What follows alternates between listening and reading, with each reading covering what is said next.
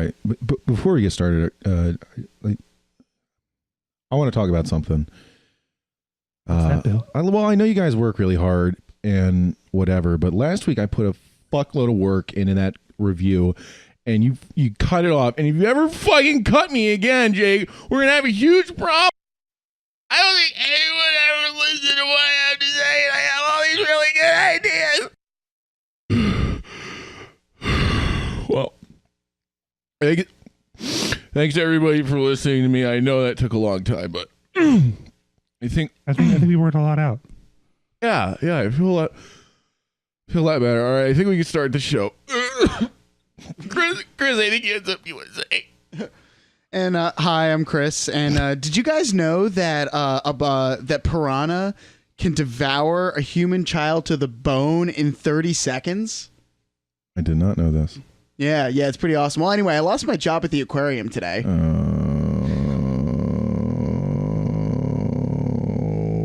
Man. Well, there's our intro. Yeah. There it is. I really wish I had a soundboard. What sound would you use here? So The many Wookiee sounds. sound. The Wookiee sound. Apparently everybody has a fucking Wookiee. They're all sound. different. Yep. That's how mine sounds. I take the old disabled Wookiees. And I now let that, them live out their lives in my house. now that we've lost all of our Down subscribers, Wookiees. now that no one will ever listen to us again. All right. That could be sounds number 3. Welcome to another installment of Two Guns to Ammunition. There's got to be 5 of us, but somebody is late. I'll let you guess who it is. Surprise. We'll get started with our introductions. Again. Drunk? Introductions. I still haven't sobered up from 250 days ago when I had my last drink. All right. I'm Big Billy. Who's I just counting? got back from a week in the woods. It was a nice time. And I'm Chris, and I'm on the unemployment line. What? I lost my job at the aquarium. Oh, right. It's true, it's canon. I'm Frank. Once again, bringing the content for everybody so that you don't have to listen to those fools. All right, cool. I'm Jake and you're fired. All right, so Sweet. I'm going to watch football. Bye. all right. Before sometimes we do the sports ball talk. We're gonna do a woods mountain talk. It was deer season in Pennsylvania. I did that. You did the deer? Yeah, went up there for a week. I didn't catch anything, as people like. When to you ask say me. deer season, did you mean deer mating season and that's why you were there? Because you were doing the deer? Yup. Yeah, can I get my camcorder back? I need to save some things first, but Yo, if y'all are like putting this shit on eBay, I want to cut. Go on, Bill. anyhow, I spent some time in the woods, and let me tell you, And my deer condoms. getting outsmarted by some dumbass animals, really. Wonk, wonk. I don't. Anyhow, I had a good time. I recommend it if you haven't hunted. Pennsylvania needs more hunters. Get out there in the woods and teach them deerts a lesson, one they'll never forget. Or remember. One they'll never remember to forget. All right. Okay. You know what? Frank had something he wants to talk about, but I sent you guys a text a couple of weeks ago, and I want to finally bring this up because I don't think anybody actually listened to it. Or acknowledged it. Correct. The band, Architects. Told you guys to listen to that. They're like... I didn't. Although I think I've heard them before. So I started... there for a while, I was listening to this band, We Came as Romans, and it has 15 people in it. And it's got screaming vocals, and it's got clean vocals. A lot of harmony and stuff. Really dig it. Hard. There's like 2 drummers, 2 people on every instrument, a whole orchestra. I don't know. And I was like, people were like, what do you listen to? I'm like, I don't know, prog, punk, metal. I don't know what the fuck it's called. So I took a break and then I was clicking around on the YouTubes. And their search algorithm, their music association is finally getting better. There for a while, I was just like caught in a loop, and it would show me the same 6 songs over and over again. And then I guess I got past the critical mass, where they're like, oh, this guy might want to listen to a 7th song every day.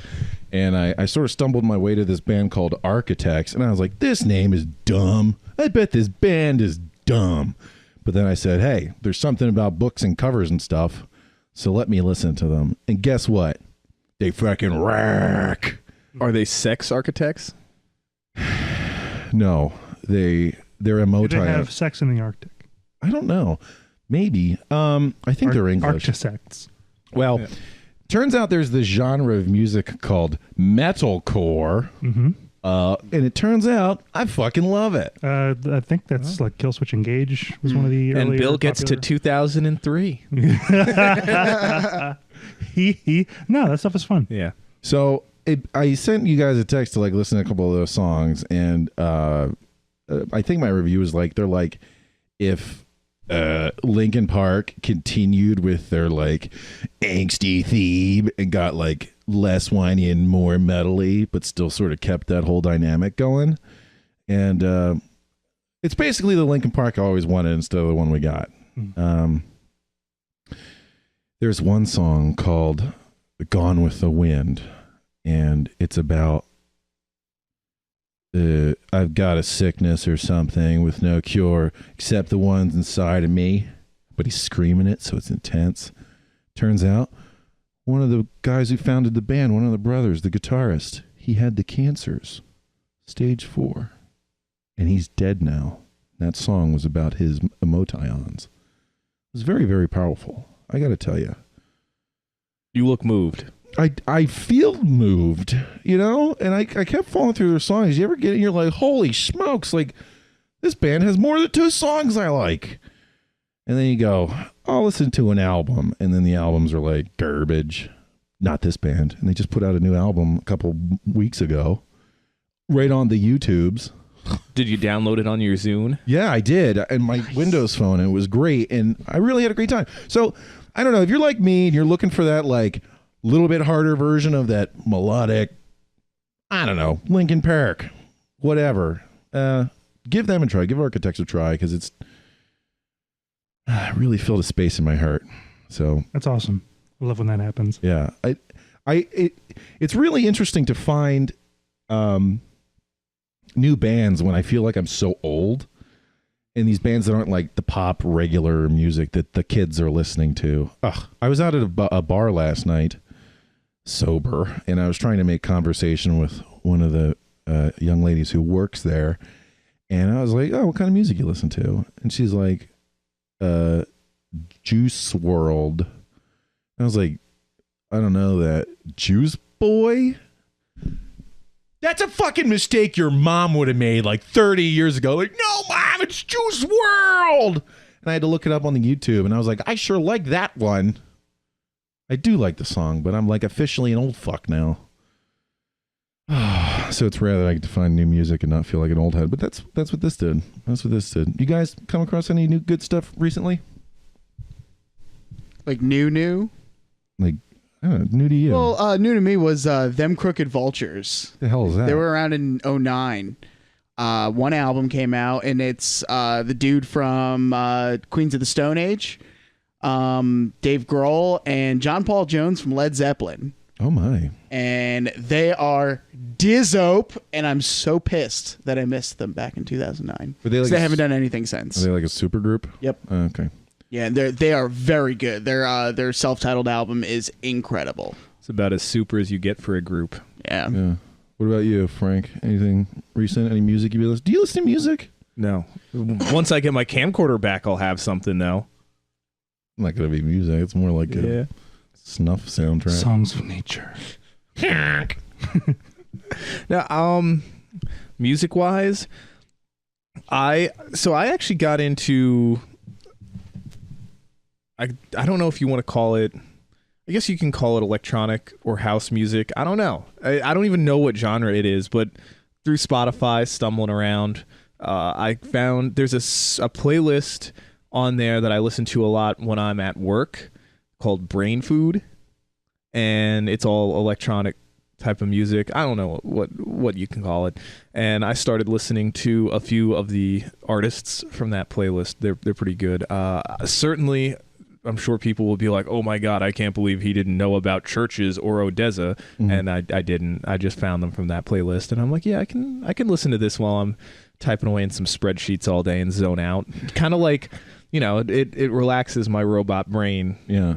Yeah. But other than that, music-wise, I don't listen to much outside of work in the gym. But I am at work in the gym for probably 10 to 11 hours a day, so I guess that's a lot of music. I'm obviously not listening 100% of the time at work, but Yeah. Frank, you're starting to look a little broad over there. You've been hitting the gym pretty hard? yeah, I Oh, have. God. I'm kind of mad I'm not going to go today because of the Birds game Yeah. and the podcast. I could have went earlier today, but I just sat around and played Kerbal Space Program all day. Hey, were you eating your gamer fuel? Is that how you're getting so husky? Oh, yeah. Yeah, Doritos and the crispest of dews. Oh, yeah. Dude, I drank Mountain Dew this weekend when I was hunting because if I'm going to stomp around on the mountain, I might as well have the energy. It's weird. It is a weird substance. It's like more like a syrup, and it's much sweeter than I remember. Yeah.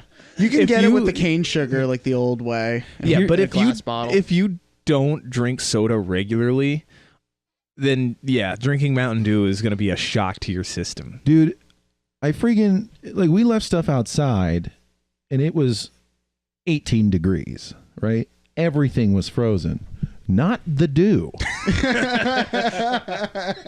Rocket fuel. It's got its own it's its own classification of material. I don't even. It's like the Freeze five temperature phases is lower than yeah, water. the 5 phases of matter. Yeah. Mountain That's Dew. It's insane. non-Newtonian. What about you, Jacob? Have you found any good music lately? For some reason, more slightly esoteric singer-songwriters have been making it into my library. Like, There was Hiatus Coyote a couple years ago. The front person of whom Napalm now has a solo thing going.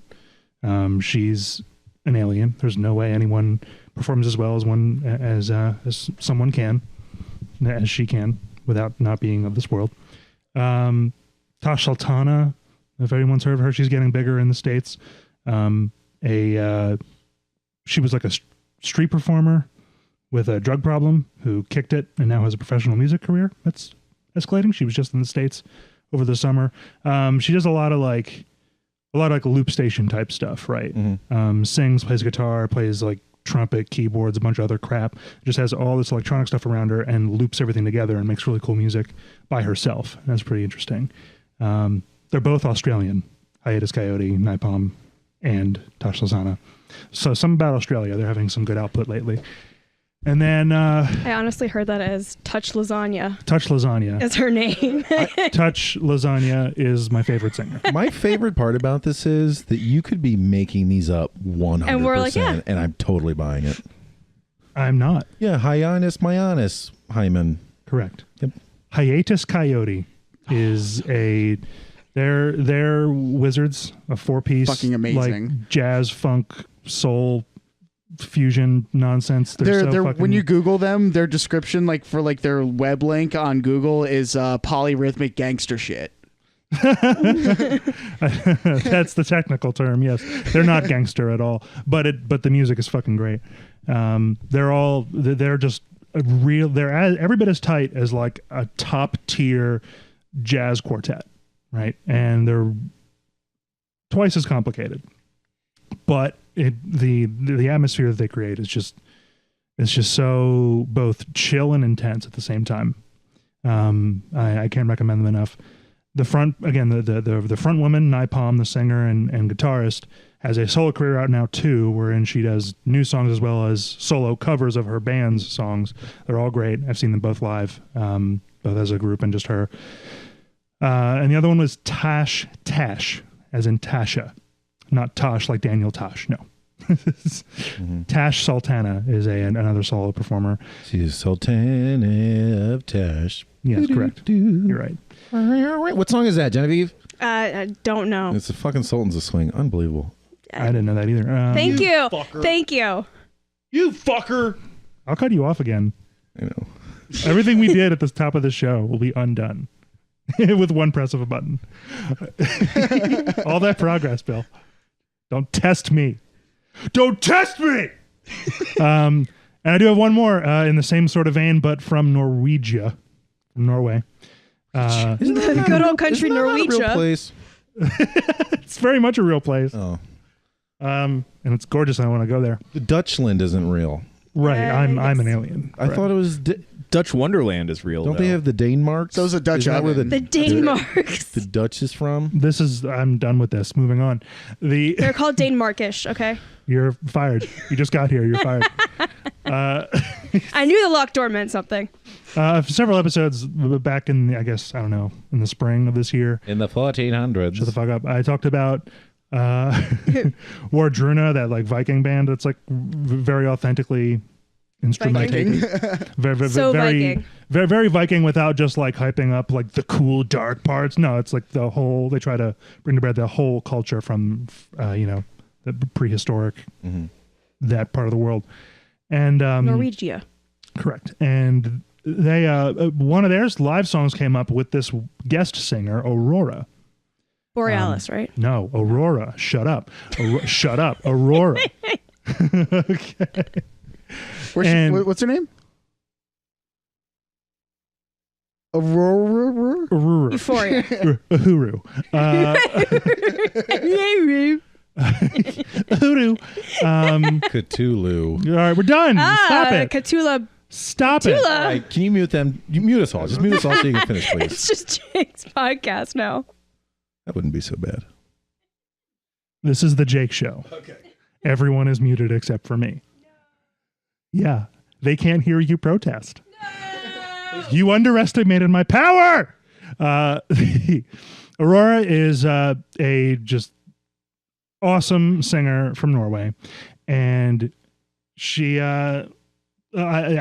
she guest sang on this Wardruna song, and then one of her live concerts came up in this God knows how old cathedral somewhere in Scandinavia, and I guess she has like a three-piece band around her. Usually, I haven't heard any of her recorded work. I've only watched concerts of hers. But my favorite of those concerts is this one where it's probably her band along with a small choir and an orchestra in this massive marble cathedral. And it is incredibly awesome.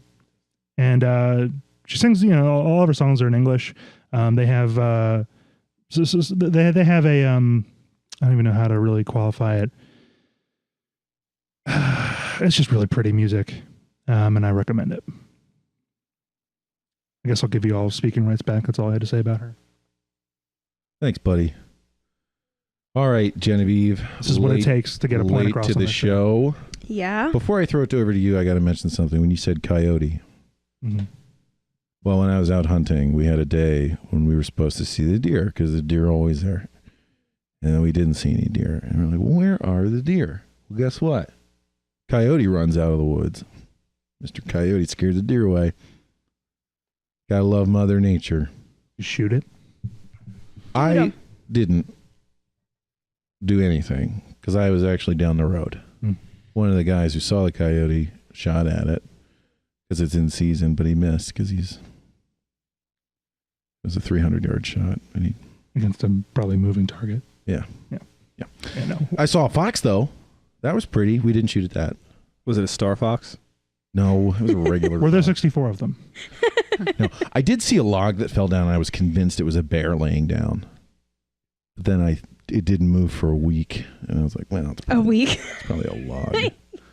He's hibernating. Didn't go He's investigate it. No. All right, Genevieve, we're talking about new music that we've stumbled across, and seeing as how you have a ton to say in the middle of everybody else's story, I'm going to throw it over to you, and you better fucking have something to say over there. Does it have to be new music that I found? New to you. Like new to me. Okay. Yeah. I feel like it's more of just the same stuff, but different artists. Sorry. The jazz? Not that it... Okay. It's new to me and then I figured out who it was that sings or composes, I guess. Glitch Mob. I kind of like more like a... Oh my God. It's not dubstep. I guess like EDM music for working out. Is it like house music? Yeah. So that's really it. Like for work, I have to look up like acoustic music and stuff. So, but that's okay. Not new to me. Relearned by me. recently started listening to the Backstreet Boys again and NSYNC. Which album? Specifically their Christmas albums, because they have Christmas music, in case you were wondering. Did you know Mariah Carey made $500,000 off of that goddamn Christmas song last year? More, I Not believe I it's don't more even than know that. what you're talking about. All I want for Christmas. Oh, that has to be more than a year old. I'm still not sure what you're saying. Can you give us more? 20 years ago. Watch it be my phone. It's probably me.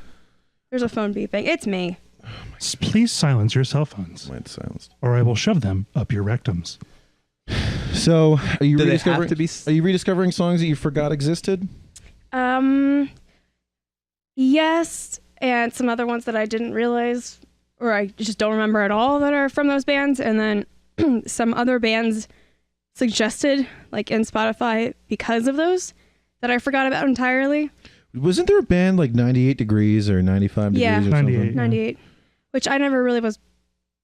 I don't know them. I listened. They to were the back- Walmart brands. Maybe Backstreet when Boys. the lights go out, we dance in a bowling alley. I'm shocked you remember that song at all. I listened to them and then turned 98 degrees and walked the other way. Yeah, okay, You turned- you were walking away for sure. You were walking in a form of the opposite direction. Yes, Yeah. good enough. What? Okay. All right.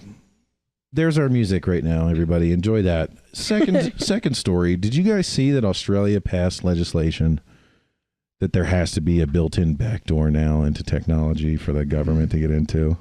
Oh, did not see that. When It's did that? It's done. pass? It's over. It's how progressive. Bunch of horse cockery. They're Well, how's they're that? just going to lose the tech industry. Yep. It happened.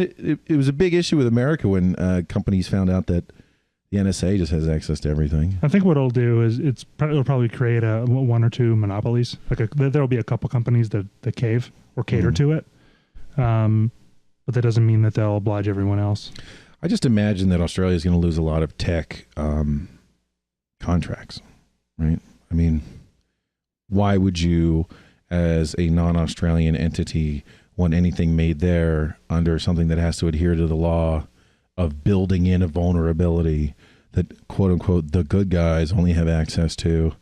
But, you know what I mean? Once it's there, anybody else finds it, they can use it too. So we'll see what happens. But I guess if everybody on the planet is building in this stuff, because the China does it. The China. The China. The China. Not Well- just a China. El China.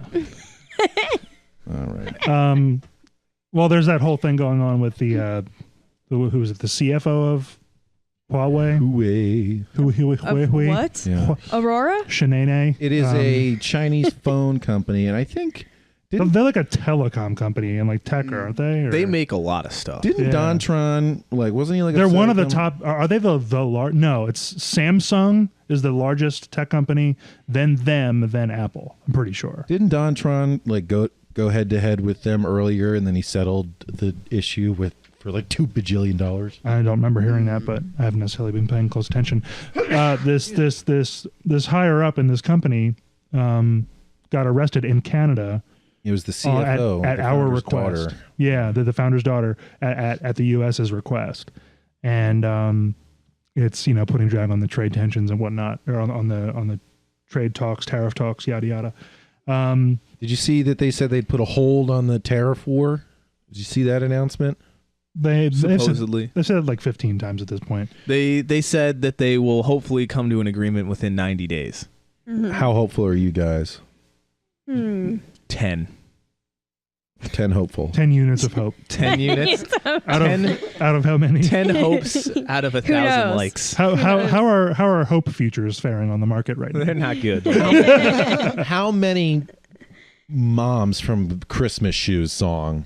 Oh my god. No, Jeez. Bill, I said it was 10 hopes out of 1,000 likes. Oh, sorry. I Does missed that? it. I don't know if that works. That's like a fraction. All I know is that Jesus is really petty, and my mom, my sick mom of me, this child, better have dope ass shoes if This she mom dies of me. and goes and meets Jesus tonight. Oh my gosh. It is the season. It's the Christmas season for Christmas shoes. What? Are you an alien? What was I that? want to die. What? I want to die. Don't you know this song? Okay. Very aware. Let's let's pivot here a little bit. It is the holiday season. You know, I'll talk about Christmas. I know Christmas. But Jake, I'm leaning on you to talk about, you know, the Jewish stuff. I don't do Jewish stuff. You should know it, right? Isn't it in your handbook? No. Okay. Chanukah, okay, It's almost happens for a few days every year. I thought it was crazy. 8 Crazy Nights. Adam Sandler. told me. There's a certain number of nights wherein Jewy things occur. Okay. I despite being in this camp by blood, do not give a single solitary fuck. So no, I don't know anything. Well, it was enough. I'm a poor Jew. Speaking of And by Jew, poor, I mean recently- not very good. I recently found Chris, out. be careful. Be careful. We are a pretty wholesome podcast. I don't know where you're going with this. Oh, Fucking No, it's- family, no, fucking this is friendly real. fuck. Yeah, we're No, going to the we're gonna gas go chambers. facts. Yeah, well, yeah. Oh, come on. My jizzahs and the flizzle. I did say I want to die, so okay, I'm fine with that. Did you say jizz all Come on, about Chris, your say jaw? Say your thing. So I recently found out through a friend who's Jewish that there's like this new age Orthodox Jewish thing that these Orthodox are doing. So we all know on Saturday So is when this- you say Orthodox, do you mean like orthopedic surgeons, Because when I think of new, orthodontists, I think of Orthodox Jews. ortho doctors? That's what I'm getting at. Ortho. Jesus Christ. What about them? so The abbreviated form of Yeah. orthodox. yeah, they check out your feet and stuff. No, what's the real thing you were going to say? Oh yeah, Wait. so like these new age Orthodox Jews. So like Saturday is the Shabbos, right? You can't do any kind of work, right? Okay. You don't roll on Shabbos, and so they're apparently now they feel that ripping toilet paper is considered work. So now on Fridays they pre-rip. They're right. It's so much work. It's such a burden. If it wasn't perforated, if it's not perforated. No, What about they perforations? all the more they thought- don't use the rip. They don't use the perforations, So which it I don't has to understand. be- But that was specifically mentioned to me by a Jew who told me that they're doing this. All right, I'm going to need a cited report. Yeah, on my verify desk your by sources. I'll have to Monday, call my Chris. Jewish friend who informed me of all of this. I don't know about all Okay, this. so what we're going to talk about now that we've gotten Hanukkah out of the way That's exactly and you how know the Hanukkah works. pre-ripping. is Pre-ripping. Christmas time. I'm of the opinion that these goddamn Christmas carols have no place in my ears until the day of Christmas. I don't want to hear Christmas music before Thanksgiving. I don't want to hear it after. I don't want to hear it at all until Christmas Day. All right? It is the only fucking industry where the same songs get done new way, sort of, every 5 years. Same goddamn melodies, little different people. And everybody's like, yup, this is good music. I'm stuck on the little different people. You know, like, ooh, whoa. They get Punctuation new in there. midgets every So year. you sang Why? about Rudolph a little different this time. Isn't that cool? And you say, yo, but what about DMX rapping for Christmas? That was pretty cool. But how X about- gonna give it to you. yeah, how about What? Snoop This Dogg holiday doing his season. Christmas thing? How about Cheech and Chong doing their Christmas thing? I mean, all right, my whatever. goodness. Well, like one time a year, I want to hear those songs. Do Maybe two. Cheech and Chong sing? I will note 2 exceptions to this rule, and I think universally we will agree. You sound hammered. Sorry. I think we 2 exceptions to this rule, and I think we can agree. First song, play anytime. Jingle Christmas Bell shoes. Rock. Doom doom doom, jingle bell, jingle bell rock. As, Jingle bell time, as sung by Bill jingle Cosby, rock. Yeah, apparently. or no? Who's that? Fucking. Oh, God damn it! Never mind. Skibba-dop, dooba-dop, Scooby-Doo. Yeah, that's okay. So Like Cab Calloway. The nobody, kids don't know what the jazz is all about. so nobody has opposed that. Nobody has opposed that. The second acceptable A song. whole album of that inspired by Jingle Bell Rock. The second, They make multiple songs Jake, you look like you're gonna that fucking lose go it. off different ways.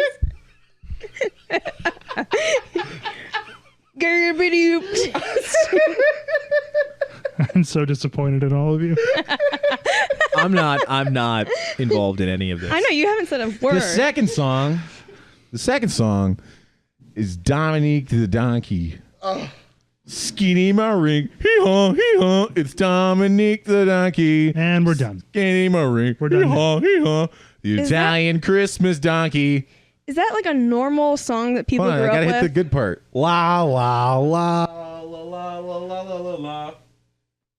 Is that a normal song people grew up with? Because I Yeah, it plays had on the not radio. heard about Nope. that until. It plays on the radio. All right, I'm going to stop you right here, Bill. You're an idiot. And But here's the thing. Old news. One day, someone was like, you know what we need? Song make people sad on Christmas. Because people are usually so fucking happy on Christmas. Unless you're alone, then you might kill yourself. So most people are very happy, but some people are very, very sad. It's a dark time for a lot of people. My heart goes out to those people. But they said, we don't care about them. They said, we're going to write this fucking song to make all those happy people a little more sad. Let's make a song about a little kid and his mommy, she's got cancer or something. And his kid doesn't have any fucking money. And he goes to the store and he doesn't understand several things. First off, you need money to buy goods. Second off, he's also of the belief that his mom needs good shoes to meet Jesus. And that goes against most teachings I've heard about Jesus. Put him down. This kid's too dumb. Third off, this kid's really fucking laying it on thick with this poor cashier who's probably not getting paid very much. Mister, can I buy these shoes? Daddy says there's not much time. I want these so mommy can look Ew. beautiful. She meets Jesus tonight, you know? She's very, very sick. I mean, that's the song. You know, there are people to this day who haven't heard that song. I told people at work, and they I were Never heard haven't of it. heard this song. are you fucking kidding me? I'm not kidding you. I feel like I've heard it once. there and then feel- I've there heard feels people you talk don't about need. it way more. It's insanity. The whole song is about this kid's mom dying of cancer, and he just needs these shoes for her. And then the song was such a hit that they made a movie about it. How about Baby It's Cold Outside? We don't need to talk about that. That's a little too. That's an aggressive song. That's a very aggressive song.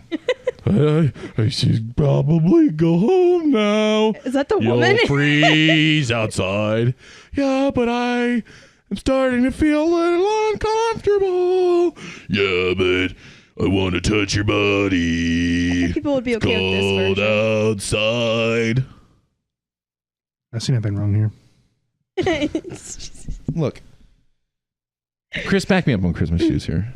Yeah, I don't need those feels, man. That's Fuck what I'm that. saying. Well, I mean, I can. They're trying to keep the status quo, but no, fuck it. Nah. It's like how Bill Burr, he's like, I don't, why are you talking about cancer at football games? Like, I just want to watch some of the sports ball. He says football. I don't want to remember that there's horrible things in the world. I know they exist, I don't need that in my Christmas time, I don't need Christmas. Boom, Well, boom, yeah. boom. Christmas time. I don't Turkey and a need manger. it. I could take it or leave it. Same here, but we're not the majority. Here, let's. I know. A lot of people like this shit. And if they would just keep it to December, it's my birthday month, okay? I have to walk around my birthday month hearing this shit, and I fucking hate it. But I'm prepared to give them 1 month. They can have December for their Christmas music. I'm not going to fuss, right? I'm not going to fuss in the first place. I don't like confrontation. But whatever. You are surprisingly passionate. Without you. Oh, he's singing. Okay. That song's only 60 wouldn't years know old. it. Never I know. guessed I it. was. really I was like, tried. is he That was Elvis. That was It comes about across to really well with the explode? mic. What's happening? Does it? No. What does it sound like? Like a whale? Oh, like a. But what about Korean Elvis? I honestly don't know at all about About Korean Elvis. All right, that's enough Korean seasonal Elvis talk. is You're a welcome, thing. everybody. Happy hunting season. Happy Christmas, Hanukkah, Zakah, I mean, there's other ones in there. Solstice, Pagan, something. I don't know. Whatever. Have a good time. Happy birthday, Jake. I'm sorry. You got to listen to the Candy Cane twist or something on your birthday. All right. Or Frank. a new song idea. Frank, you actually have gaming material to talk about. Yeah, I do. All right, lay it on us. Well, a half hour later, Jesus Christ. Lay it on thick. Jesus, God damn it. It's only been a half an hour. Okay, cool. Anyway, so last night Jake and I watched some stupid YouTube videos, including a guy. Was it our podcast? They watched it. They sat there and looked at it. We don't make videos. Yeah. Anyway, Wow. We're halfway through about 4 of them. Someday we'll play BioShock again.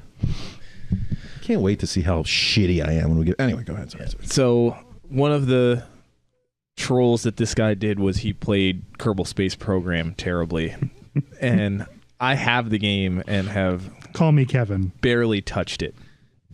So I played that since about 10 o'clock last night, with the exception of a very few hours of sleeping until right before we started. Oh my god. Did you look up the vidges on how to be good? Because it's like an actual tough. I did zero research whatsoever. I read the manual that came with the game. Okay. And I used my brain powers to figure shit out, because I did take physics in college, a lot of physics, being a math major, and I do have a book on orbital mechanics, so I had to figure some shit out, but I got it. I got something in orbit on my own brain powers. Wow. And I'm pretty happy with myself. What did you get? What'd you get in orbit? A command module. Did it land? Yeah, it came back into the atmosphere. Oh, wow. Okay. I mean, it just floats back into the atmosphere. You have to have one extra engine on it so that you can run a last propulsion to get yourself out of orbit, and then you'll fall back into the atmosphere, and you just deploy the parachute on your way down, and you land. How much time did you put into it? I mean, I'm going to say about 8 hours, 7 or 8 hours. Are you going to keep playing it? Oh yeah. What's the next plan? If that was so I'm kind of like doing the career mode where I'm just taking it. So it did not take me. I don't know what these people are talking about for like getting started. People saying in the career mode that, like, the main complaint I heard of the game was that it's very difficult to start. One, because it's difficult. You have to understand space and physics and all that stuff. And that it's a very slow start because you don't start with too much that you can build with, right? And that is true, but it did not take me more than an hour or two to unlock enough to, I think with what I have, I can reach escape velocity and get to the moon. I have to run the physics on it to see like if the thrust and the weight ratios, the thrust to weight ratios will be enough for what I have if I just stack them all on top of each other. But within like 2 or 3 hours, I was able to unlock, I think, like the 3rd level in the research and development stuff, where you get fuel boosters and enough fuel tanks, like enough sizable fuel tanks to be able to, I think you can reach escape velocity with it. So is there like a creative element to it? Because every once in a while I see a GIF on like Reddit, and somebody's like, "Look at my cool space plane," and it's like somebody made a piece of toast out of rockets and it flies around. I don't know. I've been very serious about it, like actually trying to accomplish things. The one thing I will say is it is very difficult to pilot a rocket. It is extraordinary, especially with an Xbox controller. Like it is very difficult to actually pilot it. If I'm trying to, one of the main missions that you get at the beginning, just to kind of, I guess, get your bearings straight, is the mission will be like, fly over this area and then take an observational report, right? So you just have to fly to that area, over it, right? And then click on the command module and click crew report, and it'll give you a stupid report like, you can see the topography of the ocean from here. Cool. Great. I don't care. It's just something that you have to do. But actually flying somewhere in a fucking rocket is real difficult. Like, I mean, it's because you're on an orbit, even if that orbit really never gets to orbit, right? You're So orbit, bro. It's too Hashtag orbit. So cave. Let's bring that back. It's so cave. Yeah, you're just launching. It's pure projectile motion, right? Essentially. So you have to launch yourself. You only have about, I'm going to say, 30 to 60 seconds of propulsion to steer yourself in the right direction, and then the rest of the time it's just your momentum carries you up to your apoptosis and back down. You're what now? That's the highest point of your orbit. Now, don't you think we should be regulating this so that the Kim Jong doesn't get it?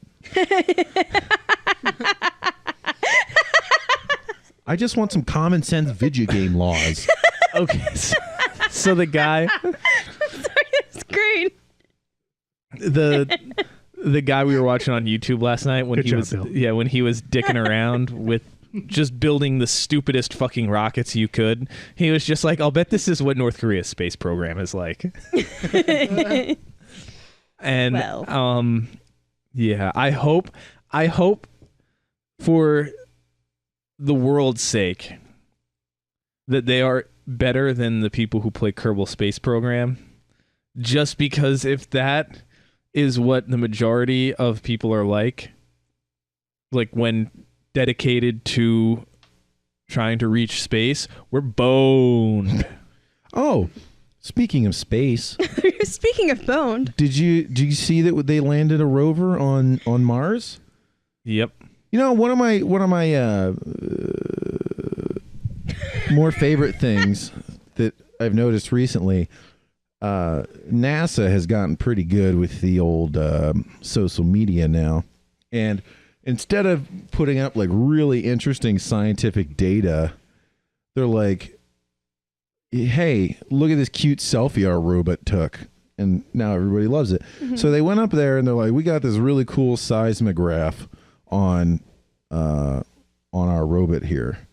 And they're like, guess what we did? We recorded the sound of wind on Mars. Ooh. And they're like, yeah, it's a very incredibly low frequency, so it's almost impossible to hear without these headphones. They're like, let's just boost it by 2 octaves, and then it sounds like, you guessed it, fucking wind. I was reading a thread on Reddit, people were like, this is amazing! It's the sound of wind. They're like modifying these seismograph readings.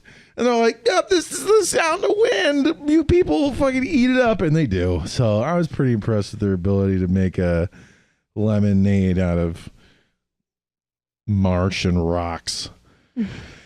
Oh, my God. But pretty soon they're going to set that thing down on the ground and they're going to listen to Mars and see if it's still doing something. I don't know.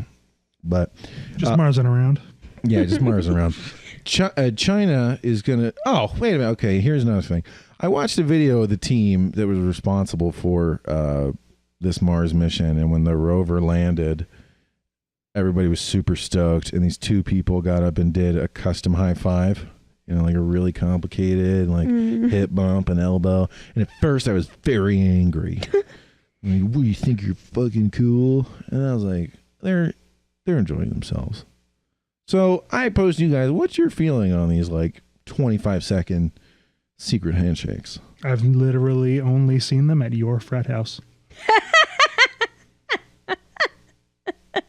I don't think they're real. Evidently, that's hilarious. Thanks for weighing in, guys. Yep. Yeah, I don't think I've ever seen him in real life either. Okay. Yeah, I think they got left in the 80s and forgotten. But they were on the NASA video. They're Well- probably old boys. That's not real life. That's Or in space. lizard people. Lizard people have secret Yes. handshakes. Fact. All right, and then did you see China is going to finally attack the secret Nazi base on the dark side of the moon? So, Great. It's about time. Yeah. Is that a New Transformers movie, or just An old one. Directed Actually. by Michael yeah. Bay. All right, thank you. China really is going the dark side of the moon, and those of us in the know the Nazis are over there. Yeah. That's Right. where they went. That's where I put him. No, all right. I contest that. The Nazis, they are at the edge of the earth, right? In a submarine, because we're in the center of the earth. The earth is hollow. Mm-hmm. And the Nazis, Hitler escaped his bunker in a submarine, an underground submarine that went to the edge of the earth Because it's also flat. with the lizard people. It's flat and hollow. Yes. That's, I mean, So Earth is basically a pita. Earth is Yes! Earth Earth is is a a pita. Peter Earth Bucket. is a lasagna. Touch lasagna. bitch lasagna. Bitch lasagna. It's all connected. Believe in your dreams. Illuminati Don't let your confirmed. memes be Okay, memes. so you're gonna keep playing it. Is there like an end game? Touch Can lasagna. do you like take over the space galaxy or Yeah, so solar system? one of I the wanted to say. the game is in the career mode. Essentially, you control a space agency of a fake planet, and you start with minimal technology, right?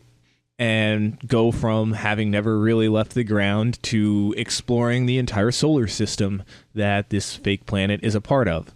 And along the way, you do things like escape the atmosphere, get into orbit, launch a satellite, put a satellite into orbit, go to the moon, orbit the moon, come back from the moon, try not to kill anyone, go to the next planet, go to the further planet, send probes to other planets, all that kind of stuff. So you're essentially doing what NASA has historically done, and especially if they didn't then stop doing their exploration part. I'm pretty sure NASA just announced a partnership with, or they're taking bids for a partnership with a private corporation, private companies to go back to the moon.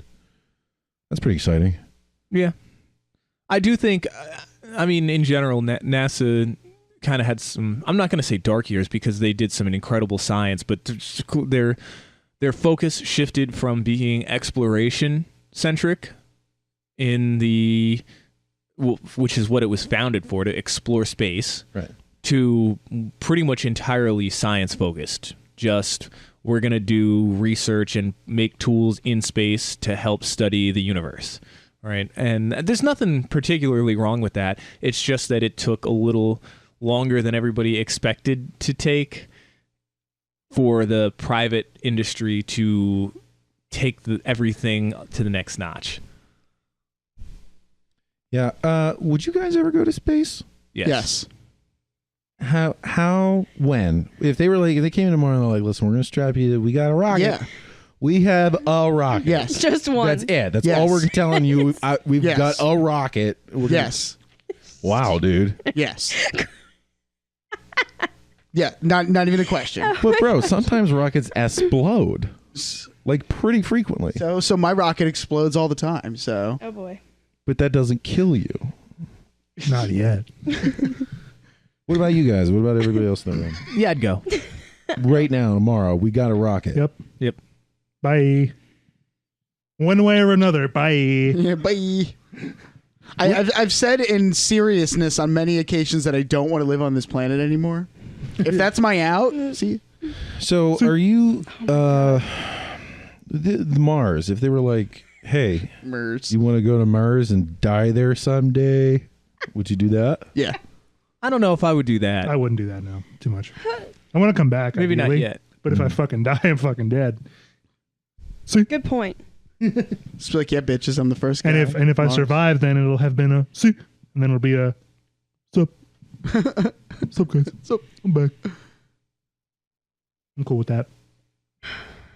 You know, what they really ought to do, NASA, if they wanted to get more funding, excuse me, is release some propaganda that there's those sexy green-skinned, redheaded babes like the one that was making out with Captain Kirk in the Star Trek reboot, and be like, they're on Pluto. We gotta get there. Or Those like, are clearly Martians. or like those anime girls are real, and then the weeaboos would lose their shit. They'd personally fund They'd sell all their body pillows and fund the mission to get to Pluto. Who would buy the body pillows if not more weeaboos, though? It'd be a self-sustaining economy. Definitely. Yep. I can see it. Correct. Okay. This game Anyway. is awesome. I highly recommend anybody who has not played it to play it. It will teach you things that you did not think you wanted to know or would ever learn in a way that makes it not extraordinarily boring for people who don't like math and physics. You obviously will not learn to the detail that you would need to actually do anything, but you will learn some really useful stuff that I don't think there's really a good way to learn without taking an in-depth physics class, right?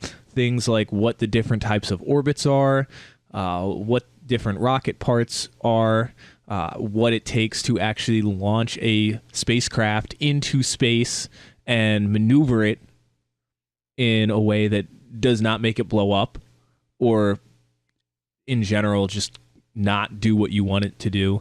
It'll teach you to intuit, I think, the way that objects react when you're trying to move them around, if that makes sense. Does that make sense? Yeah. Yeah, I get Right. it. Most people, when they think of piloting a craft, they're thinking of a plane, which reacts to aerodynamics, right? And when you're dealing with spacecraft, aerodynamics are not entirely a concern, right? They're only a concern for the first part of the craft's voyage that are part of the atmosphere, and then the rest of the time, think about this. When people think of a really cool space fighter, right, they think of like an X-wing, right? But an X-wing makes 0 sense in space, right? Because it looks like it's designed to fly in an atmosphere. It looks like a plane. It's got wings and shit, right? Yeah. And like a clearly defined directional nose to point in a direction. Now, a TIE fighter starts to make a lot more sense because it's a pod, right? Mm-hmm. You're not going to have a consistent thrust in one direction. Like that's how a plane works, right? You have a consistent thrust in one direction generally behind the way the pilot is facing, right? And then you steer it by steering that thrust in a different direction, right? So if you want to go up, you thrust the force down behind you, which then forces the air to come over the wings that pushes down on the back of the aircraft and up on the front of the aircraft, and you go up. That's not how space works. If you want to go up in space, you need to have some sort of thrust that goes directly. It's Newton's third law of motion, opposite reactions, right? You need to push stuff out. You need to fart. If you're sitting down, you need to fart, so you go up. My usual mode of Brought travel. it all back home. Yes. So I had to come up with a fart joke. here's the tough question for everybody. Aliens, yes or no? Yes. Yes. Yep. Have they been here? No. No. You don't think they've Classified. been to the Earth? No, I don't. Well, You were just saying earlier that Touch Lasagna was an alien. Or Aurora, checkmate. whichever one of your people. It's okay, Faith. I don't think aliens have been to this Earth. Da, da, da. Multiverse theory? Theories of multiverses? Yes. Oh my gosh. Oh my gosh, you guys. Listen, I think they got the bodies in Area 51. I mean, Did they hit the floor, though? Did they hit the what? The floor. Yep. They hit the goop floor. The alien bodies splorched out of their spaceships onto the goop floor. I'm prepared to entertain the possibility, but citation needed. How do we get such realistic Mondus and aliens in Men in Black and Independence Day and The Happening? Wait, I didn't see that one. And Also, that's not alien. what was the one with Mel Gibson? Signs. And in Predator, and in Alien, and in Aliens, and in Starship Troopers, and in Starship Troopers 2, and in Star Wars, not and in Star Trek. aliens. Where do we get all this consistency in aliens if we don't fucking have real ones? All right, That Bill thinks- consistency. First of all, Bill thinks plants and clones are aliens, just so everyone's aware by those references. I think Bill's an alien. I'm a crystalline structure.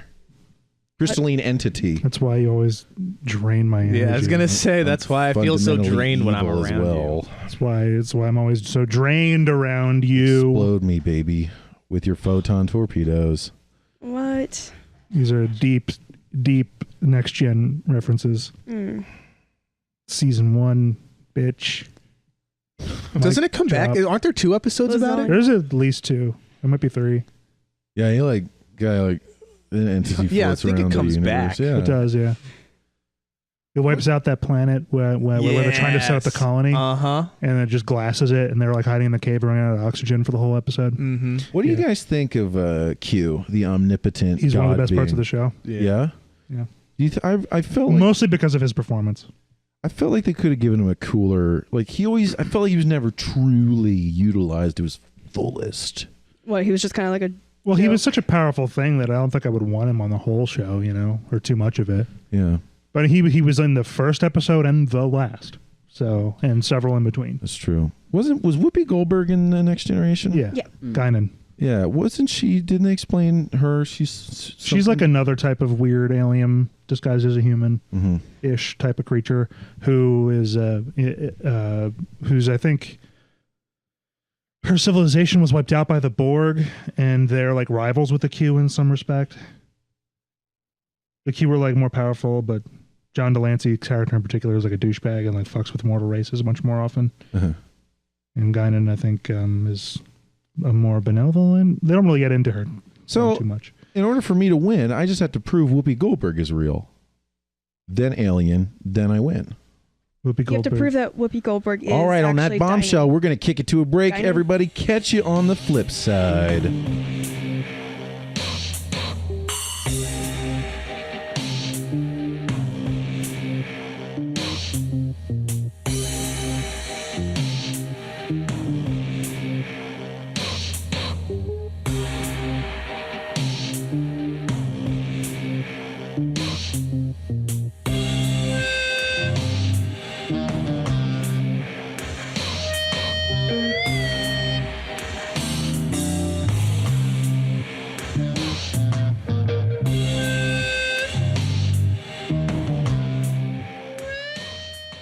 All right, we're back. And our man over there, Frank's his name. You said you're bringing the content. You got more content, right? You got something for the Dungeons and Dragons. I do a review of something that is not $140. Lay it on us, buddy. Yeah. So, for those that have listened to last week, I'm sorry, but you had to hear Bill review Gloomhaven, which is a $140 board game, which looks sweet, but it's $140. So I looked at this up on Amazon and not only read a bunch of reviews, which were all glowing, but looked at the price and looked at what you got, and I gotta say, looking at it, yeah, it looks like it's actually worth $140. I was definitely wrong. I think I looked it up last week on the podcast as well, and after a 10-second look, thought, yeah, okay, I see why this is $140. But after fully researching it, I think it looks like it's worth the buy. When I was searching for, or after I was searching for it, I should say, the suggestions of what I should look at popped up. The starter pack for the 5th editions of Dungeons & Dragons, which includes the Lost Mines of Phandelver adventure, plus 5 character sheets, some dice, and what was the other thing in there? Oh yeah, like a little mini rule book and monster guide. It's $12. That's a good amount of dollars. Yeah, and I brought it in here so Bill can, and Jake and everybody else here can attest to it. Like, if you look at the actual adventure book and everything itself, it's super high quality. I think I showed it to Jake and Chris before. You know, like the actual like stock that it's printed on and everything. I mean, like, you're getting like really high quality stuff at essentially a bargain basement price. Dice. Hear that value? Oh. You're not getting regular, like just a regular computer paper printed thing This is heavy paper. Quality. printed paper. out and then stapled together. Yeah, and it's even got this high gloss finish, like your favorite Playboys. Exactly. Wow, look at all this. It's the Playboy for nerds. Full color illustrations. Look, there's an elf there. You know, a halfling, a dwarf. Yeah. A dark elf or something. So what I like about this so much is for people who are interested in tabletops, but not necessarily 100% committed to getting into it, right? They're kind of on the fence, like, I think this would be fun, but I never really played before. I'm not sure what you need.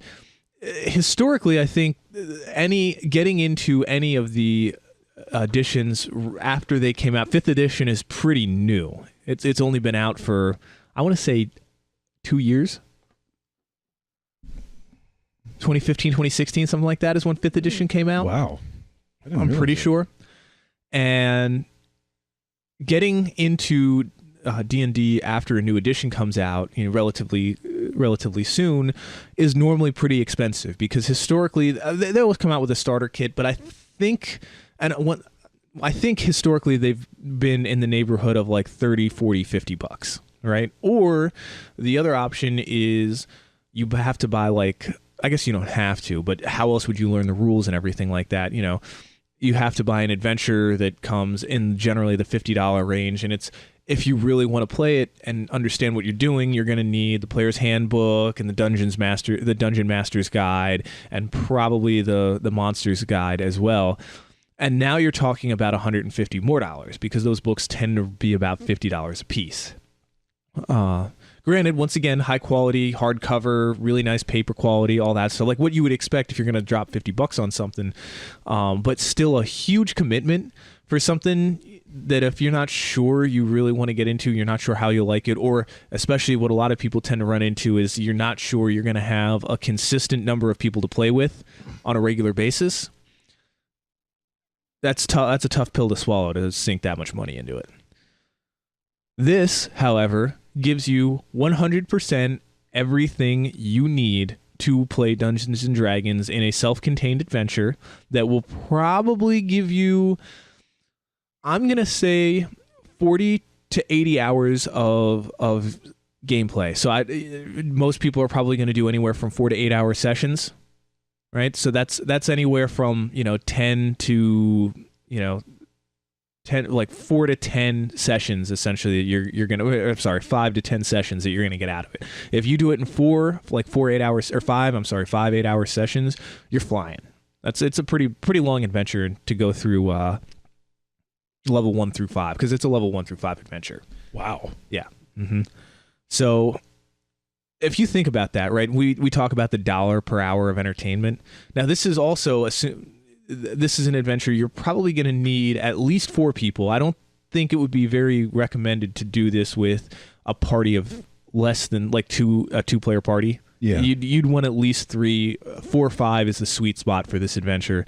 Plus the DM, right? So you could even split the cost between 4 or 5 people. Now you're talking about $2 or $3 per person for 40 to 80 hours of entertainment, which is probably the best value you're going to get. Right. But it's a very low risk, very, very low risk entry point for someone to give it a shot, and it makes it so easy.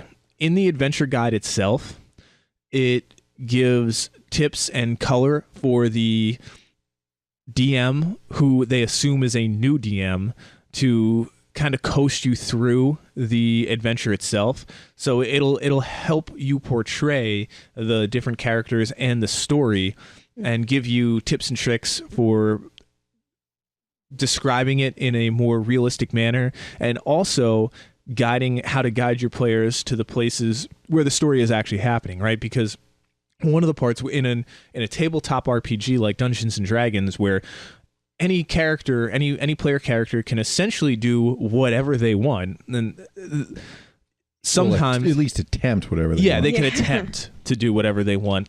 You can get bogged down in the minutia of trying to some person on the team is thinking that the story is going to advance in a way where there's just nothing going on that direction, right? They're trying to talk to characters who have nothing to do with the story, or go to places in the world that have nothing to do with the story. And part of a DM's job is to try and guide them back to where the story is and what's actually going to be a good use of their time. So it'll help you do that.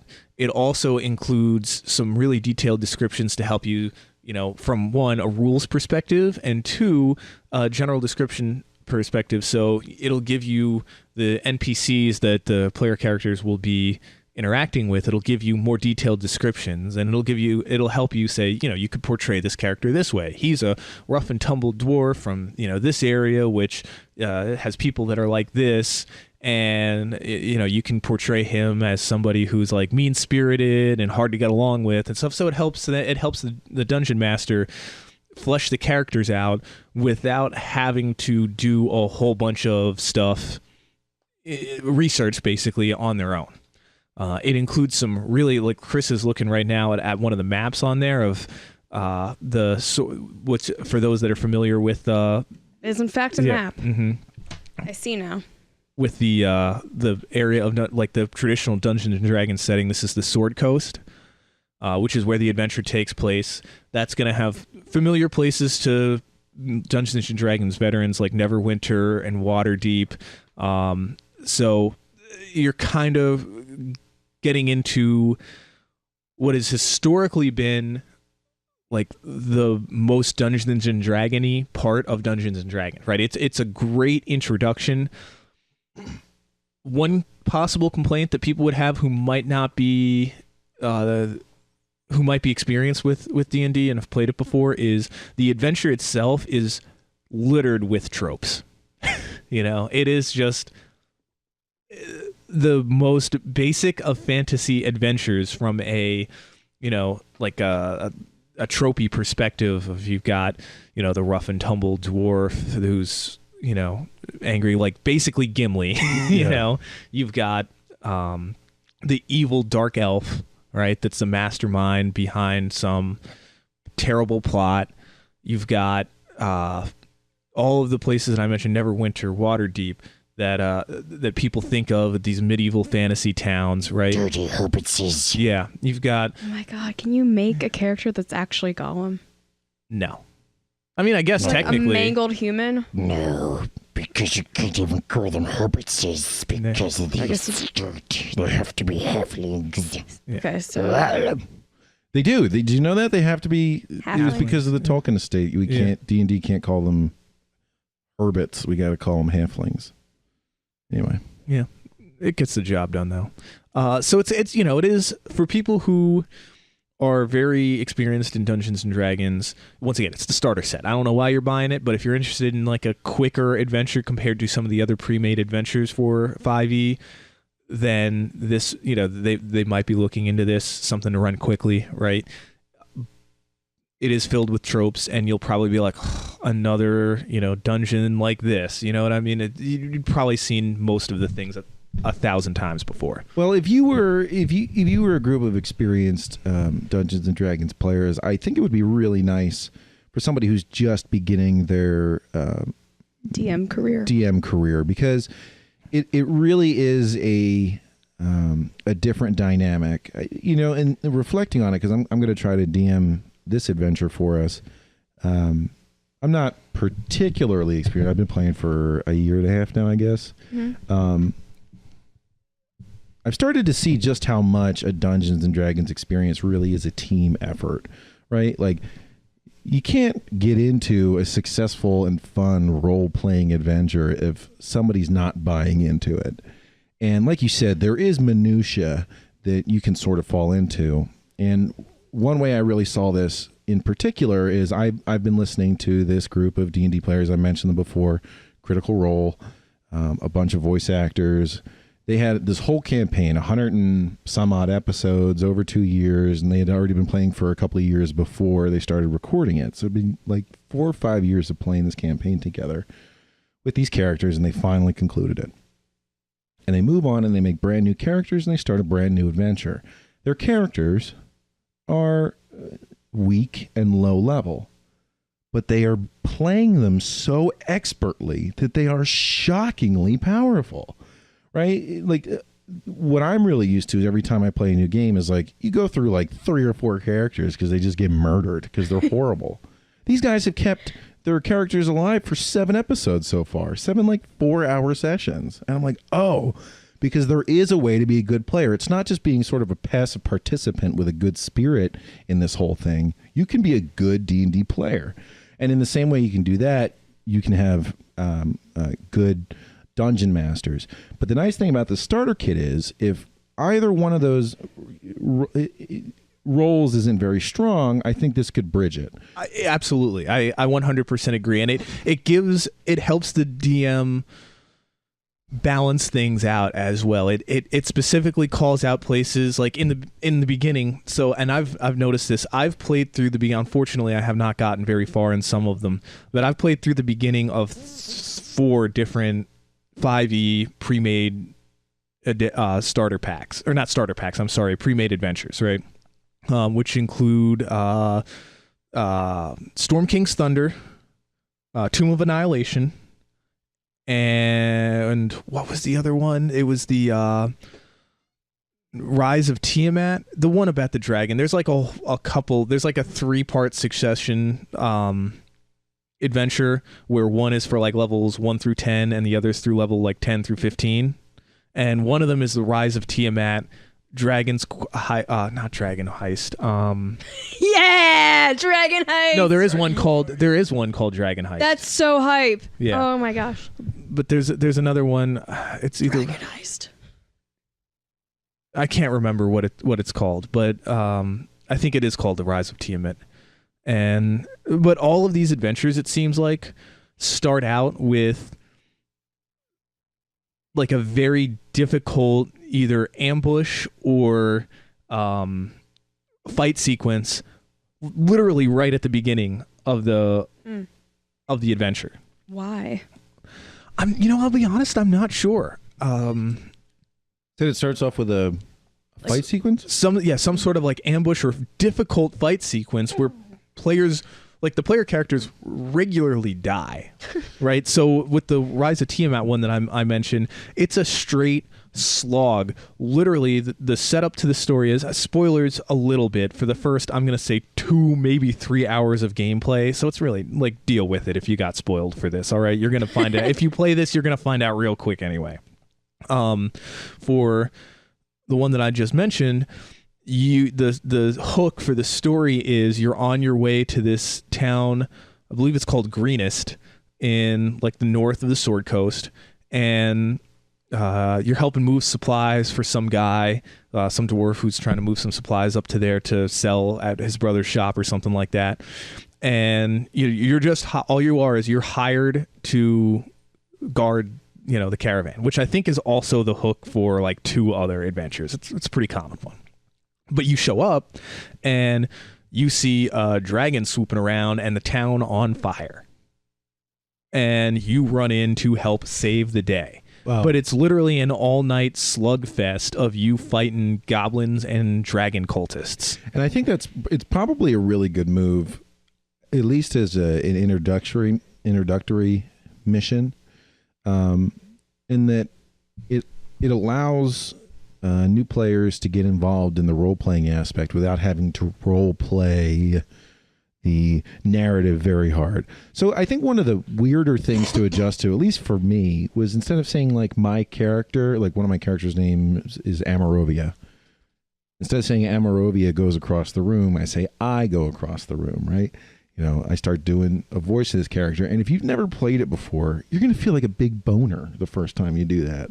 I mean, maybe not everybody's a social dork like me, but if you get right into the battle, there's none of that fluffy, goofy stuff, and you get used to role-playing the character. All right, I swing my axe, I do this stab, I do whatever. You don't have to work conversation. So I think it's a great way to sort of ease people into the role-playing thing, and honestly, it's exciting. And the other thing is, you could die at any time in Dungeons and Dragons, and you got to get used to it. Yep. Like you can't love your character too much because is it like Dark Souls? Oh yeah, but you don't get revived. Well, you could, but it's very difficult. Yeah, like if you're super high level, you can. or if you get a wish or something. But like it could just be one of those things. You're like, an example. Everybody was like level 15 or 16, which is out of 20 is very high in Dungeons and Dragons 5th edition for this Critical Role I was watching. Yeah, to provide color, right? Not to jump in on you here, Bill, right? Ahead. I also watch not Critical Role, but a Roll20 presents. They did Tomb of Annihilation. And it's for people who've played together a lot. They just started like a month ago, a new one. Anyway, by the end of the entire adventure, which was 45 4-hour episodes, they were like level 11. That's how long it takes to level up. And I mean, they were doing like they were getting through the campaign. It's not like they were dicking around for those 160 hours or something like that. Yeah. I mean, they were moving through the campaign for that time frame. So that's how long it takes to think about that. And their exponential experience increases like you would expect. So it takes an absurd amount of time to reach level 15. So anyway, this higher level character, for like flavor, instead of like flying as a bird, I think she was a druid, she could turn into animals. Instead of flying as a bird and landing in the water 1,000 feet down this cliff, decides to throw herself off like a goofball. And they're like, the DM's like, okay, you're falling off 1,000-foot cliff now. What do you do? And she's like, oh, I turn into a goldfish. Goldfish can't direct themselves through the air. How do you know? Right? So, sorry, I'm going to give you a little spoiler alert. I'm sorry. Whatever. It was like 2 years old. So she goes, I turn into a goldfish. Or she's falling. She goes, I turn into a goldfish. He says, okay. So he rolls the dice, and it's like out of 100, and it's like under 50, she makes it into the water. Over 50, she doesn't. He's like, okay, your goldfish form lands on the rocks from 1,000 feet. Your goldfish health is exhausted, which is 1 point. You turn back into your normal form, and you take 195 damage. And her max health is like 130. Now, if you get double damage over your health, you are permanently fucking dead. Like, can't come back. But he's like, and they're like, oh my God, is she alright? He goes, no, she's fucking dead. Her body is mashed up on the rocks. She's fucked up. Not like half dead, like totally She's dead. fucking dead. But like, didn't quite hit the double her health, but almost, right? And they're like, and the thing is she was being goofy and insane. None of the other characters were paying attention. So you've got a limited amount of time to revive somebody when they die, and nobody knew she was dead. So it was like this whole adventure at level 15. So really, Dungeons & Dragons, when you're careless, can come back and bite you in the ass at any point. Yeah, it doesn't matter how powerful you are. You are, you could die. And I think you're right in the aspect that for most of these pre-made adventures, I don't think too many new players are going to go out and drop the $50 or $60 or more dollars on the full pre-made adventures that are generally like 1 through 10 or something like that, level wise, or like level progression wise. So I don't think you're going to run into too many new players that don't know what they're in for to start those types of adventures out. But it would be daunting, very daunting, if you were a new player and in the first 3 hours of gameplay, you kill 3 characters. Right. And I'm not going to spoil what happens at the beginning of Lost Minds here, but it's not as daunting as some of the other pre-made adventures, right? So I think that Rise of Tiamat is the one that is commonly called out, as it's just like you're literally fighting like just nonstop for an entire session of gameplay. And if level 1 characters, I mean, you have limited healing resources, and you can only really take like 2 or 3 hits per character.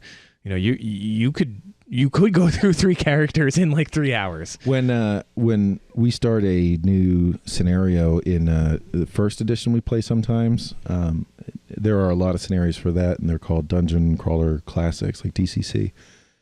We just start with 4 level 0 peasants, and whichever one survives, if any of them do, that's your new character. It's called a character funnel. They're just trash, right? It's like, some slime falls off the ceiling in this cave and lands in your throat. You choke to death. Goodbye to that character.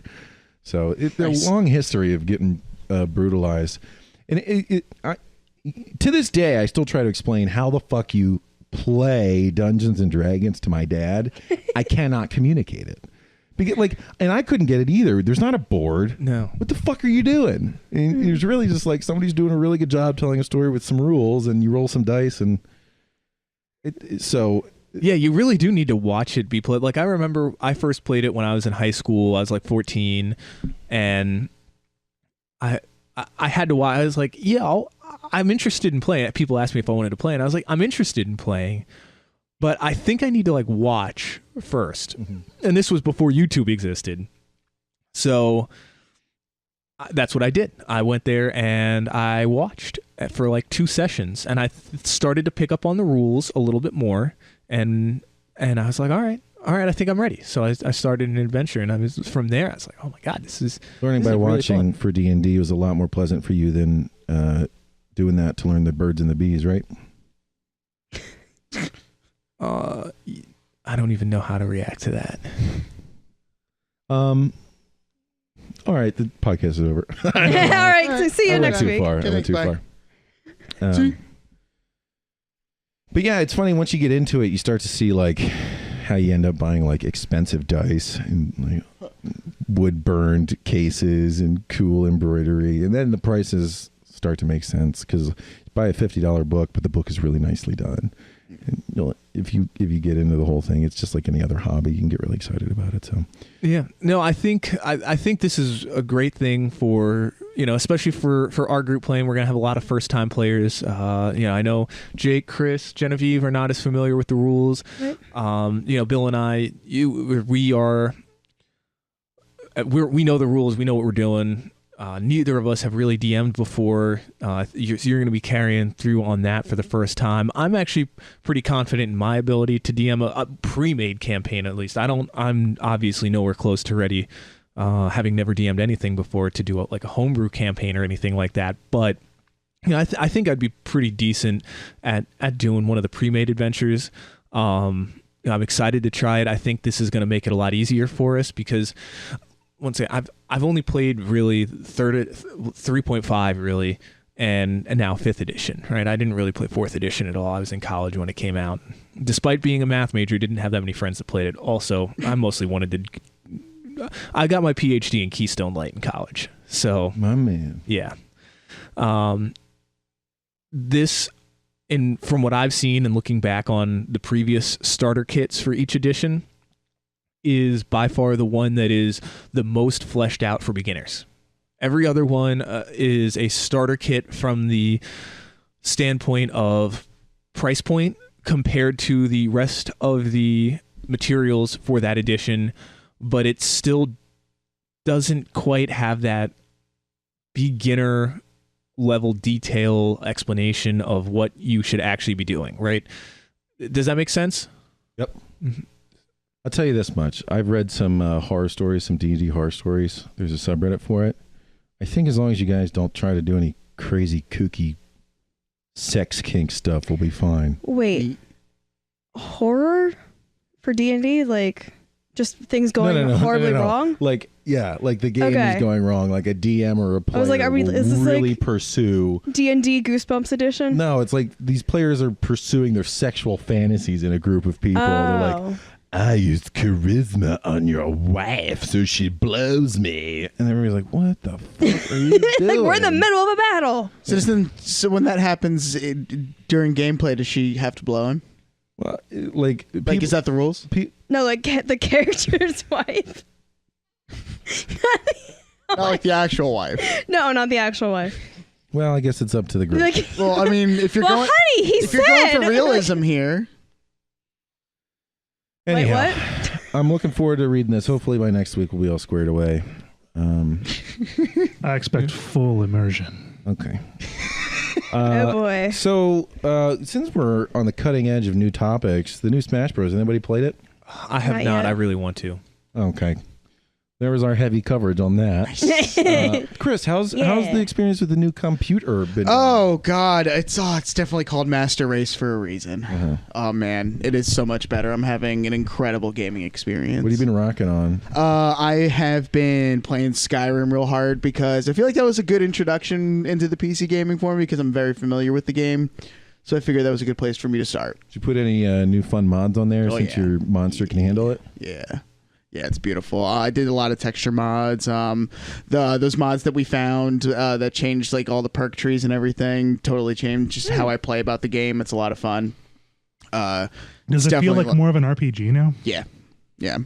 Yeah, it's definitely a lot of fun, and I'm like, because I'm like playing through it, and I'm like, it's not like, and I didn't when I initially put that mod in, I didn't like realize that I had that mod going. So like, I'm playing how like I was like used to playing, and I'm like, this is not why do I suck so hard? Mm-hmm. And then I looked at it again, and I was like, oh, my perk trees are different. Let me redo this real quick. So then I started over and did it again, but oh my god, it's great. And then I got Lotro.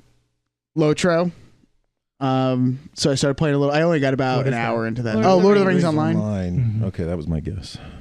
Yeah. So I only got about an hour into that one. I'm now also playing Counter-Strike Go, and I'm having a jolly old time playing that. It's a lot of fun. You playing gun game in that? What's that? Gun game is the only thing I play in CSGO now. I don't care if that makes me a scrub. Really? No, I've been playing Deathmatch. What does that mean? So gun game is all the guns in the game are in a specific order. In order to advance to the next one, you have to kill with the one in your hand, like 2 kills, and then do deathmatch style. It's pretty fucking exciting. I've been doing just straight up deathmatch, and I've been having a great time. Yeah. I definitely see why people like shooters better on PC than on console, for sure. And I didn't realize how much of an unbelievable difference it made with a proper setup. Even like you can see characters hiding far away on the screen. Yeah, I will say my accuracy is drastically improved. Drastically improved, especially like just when the frame rate is nice and smooth, just everything. It's just so smooth and crisp, and I just feel like, and I like you said, far away in the distance, boom, headshot. See you later. Yeah, that happened with me when I increased my screen resolution, and it happened when I got glasses. I used to say to myself, why are they able to shoot me in the head and I die all the time? And then I got glasses and I was like, oh, it reflects they're bullets. really visible. And so am I. What else did it have? I don't know. Frame rate was a big deal too. Yeah. I was playing Black Wake. I sort of taking a break since, I'm such a super high level and I'm really cool. There's this, they just put out, I was playing the game and I'm looking at this guy and I'm watching him stuff his ramrod down this old timey gun. I'm like, this fucker is not even loaded. I'm going to chop his ass up. And I go to chop him and then it goes, you were shot in the head. I was like, this is bullshit, man. He was clearly, that animation lied to me. This game's fucked. And I was pissed. And usually I'm just being a big baby. Well, guess what? They put out an update and they fixed it, so I was right. It was finally vindicated. Finally, I was blaming the system and was right. Nice. So there you go. So there you go, kids. It works. Lotro, CSGO. What else? And I'm playing Fury as well. What the hell's that? Game, Jake, you reviewed it. I did a review of it. Oh, review. Is that the one where you wear fursuit? That's furry. Oh, not okay. Fury. No. Very, very similar, but I'm not at all at the same time. You could Sorry. be. I mean, Same, but No, different. Definitely Well, you talk about it now. Remind us. Okay, so Fury, it's on the same vein as Devil May Cry, where it's a fighting game. It's very synthwave, lots of purples and pinks, some cool like EDM synth music by Carpenter Brute and amongst other guys on there. And you do some shooting, you do some slashing, and it's really fucking hard.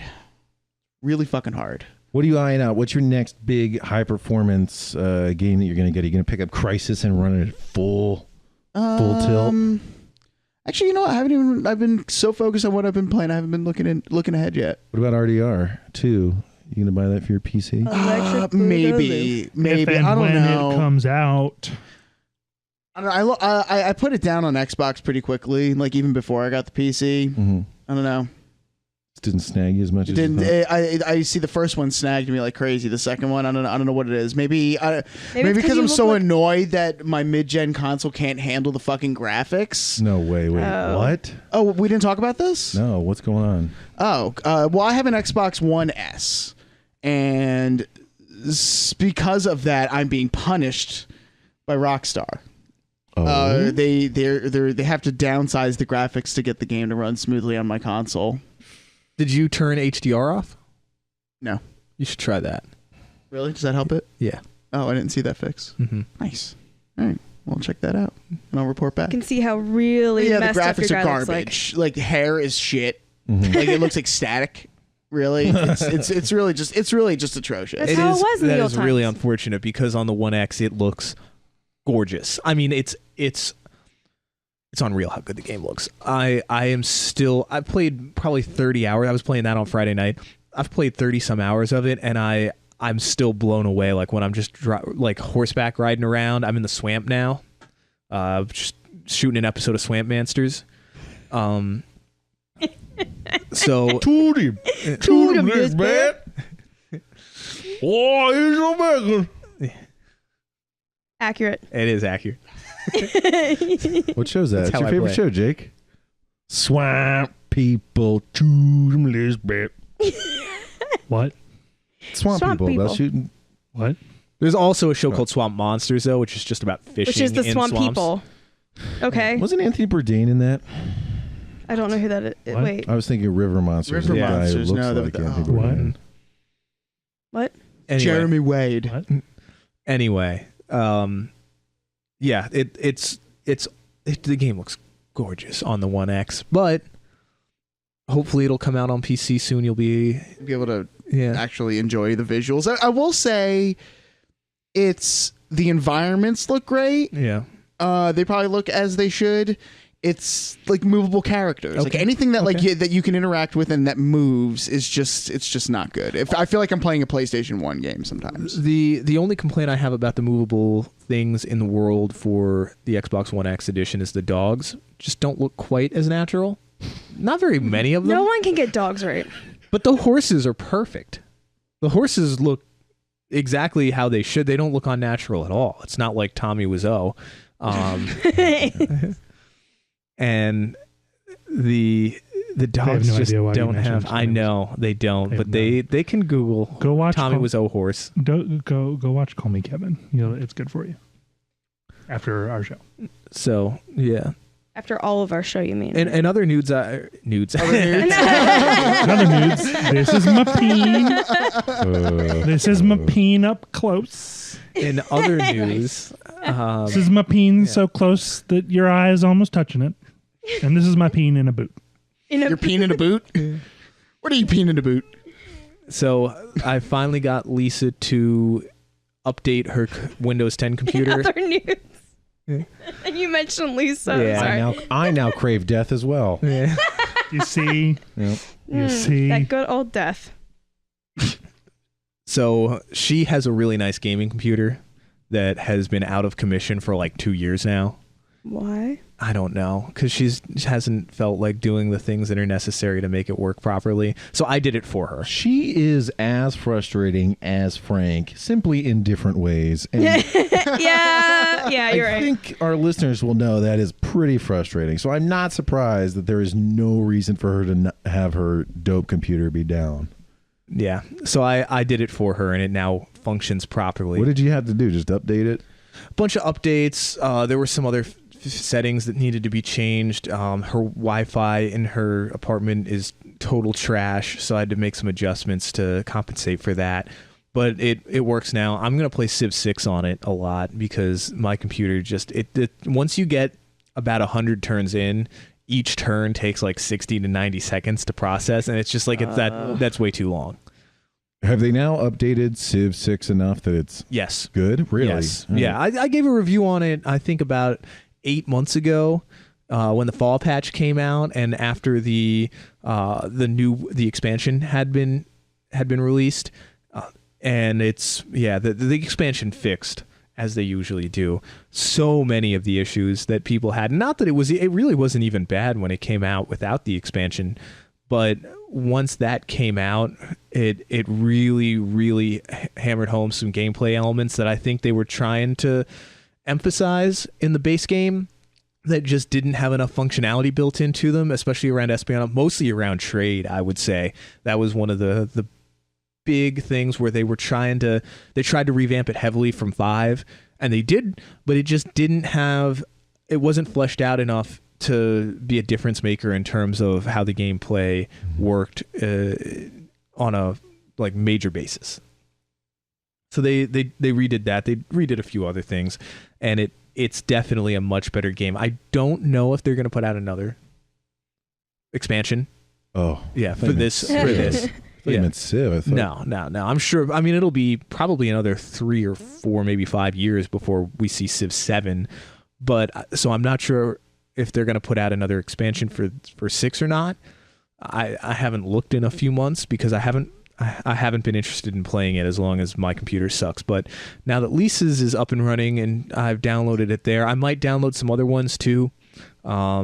Just because now that I have regular access to a dope computer, I'm definitely going to get some more gaming time in because mine's just, it's old. So, well, when you get to 1,000 hours, you can give us your preliminary Civ 6 review. So you joke, but I put 2,500 hours into Civ 5. So. In a couple of weeks, I think we'll be there. No, I'm going to put a lot of time in Kerbal Space over the next couple of weeks, and I can only play Civ 6 when I'm at Lisa's. Very cool. All right, I think we've got enough time that I'm going to get into this review. And I hate to say it, but I haven't finished the game. But here is the game. It's called Darkest Dungeon. Now, I touched on it a little bit last week. And Genevieve has watched me play quite a bit. Now, let me tell you this. I'd seen a little bit of gameplay on this from Two Best Friends? Two Best Friends years ago.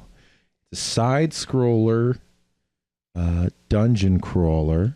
It's got dungeon right in the name, and the art style is like. It's interesting. It's kind of like cartoony, but it's very cartoony, low movement animation quality, but the drawings are intense. They're very stylized, very dark outlines. It's not quite like cel shaded, but it's like heavy outlines. Of digitally drawn characters in sort of a grungy medieval tone. And at first it was a little jarring. I said, this game seems kind of cheap. Boy, was I wrong. I bought this game for the very affordable price. Affordable price. Furball price. Affordable price of $7.50. On sale. I think it's a couple years old. I have put so far in 3 or 4 weeks 65 hours into it. I fucking love it. And you're still not done. I'm not done. Basically, the game is you get a letter from your ancestor who says, our house was once, prosperous and impressive, and I fucked around trying to research some dark magic shit. Grandpa. And now there's monsters everywhere. Come save us. Blows his brains out. Sends you the letter. This all happens in the intro.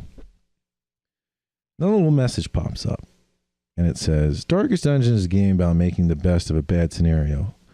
You will fail quest. Your characters will die. You deal with it, basically. Funnily enough, I missed this intro the first 5 times I played because my keyboard has a little volume control on it. And for whatever reason, it registered that as like a click and would skip it. So I got a nice little surprise on my 5th foray into this game.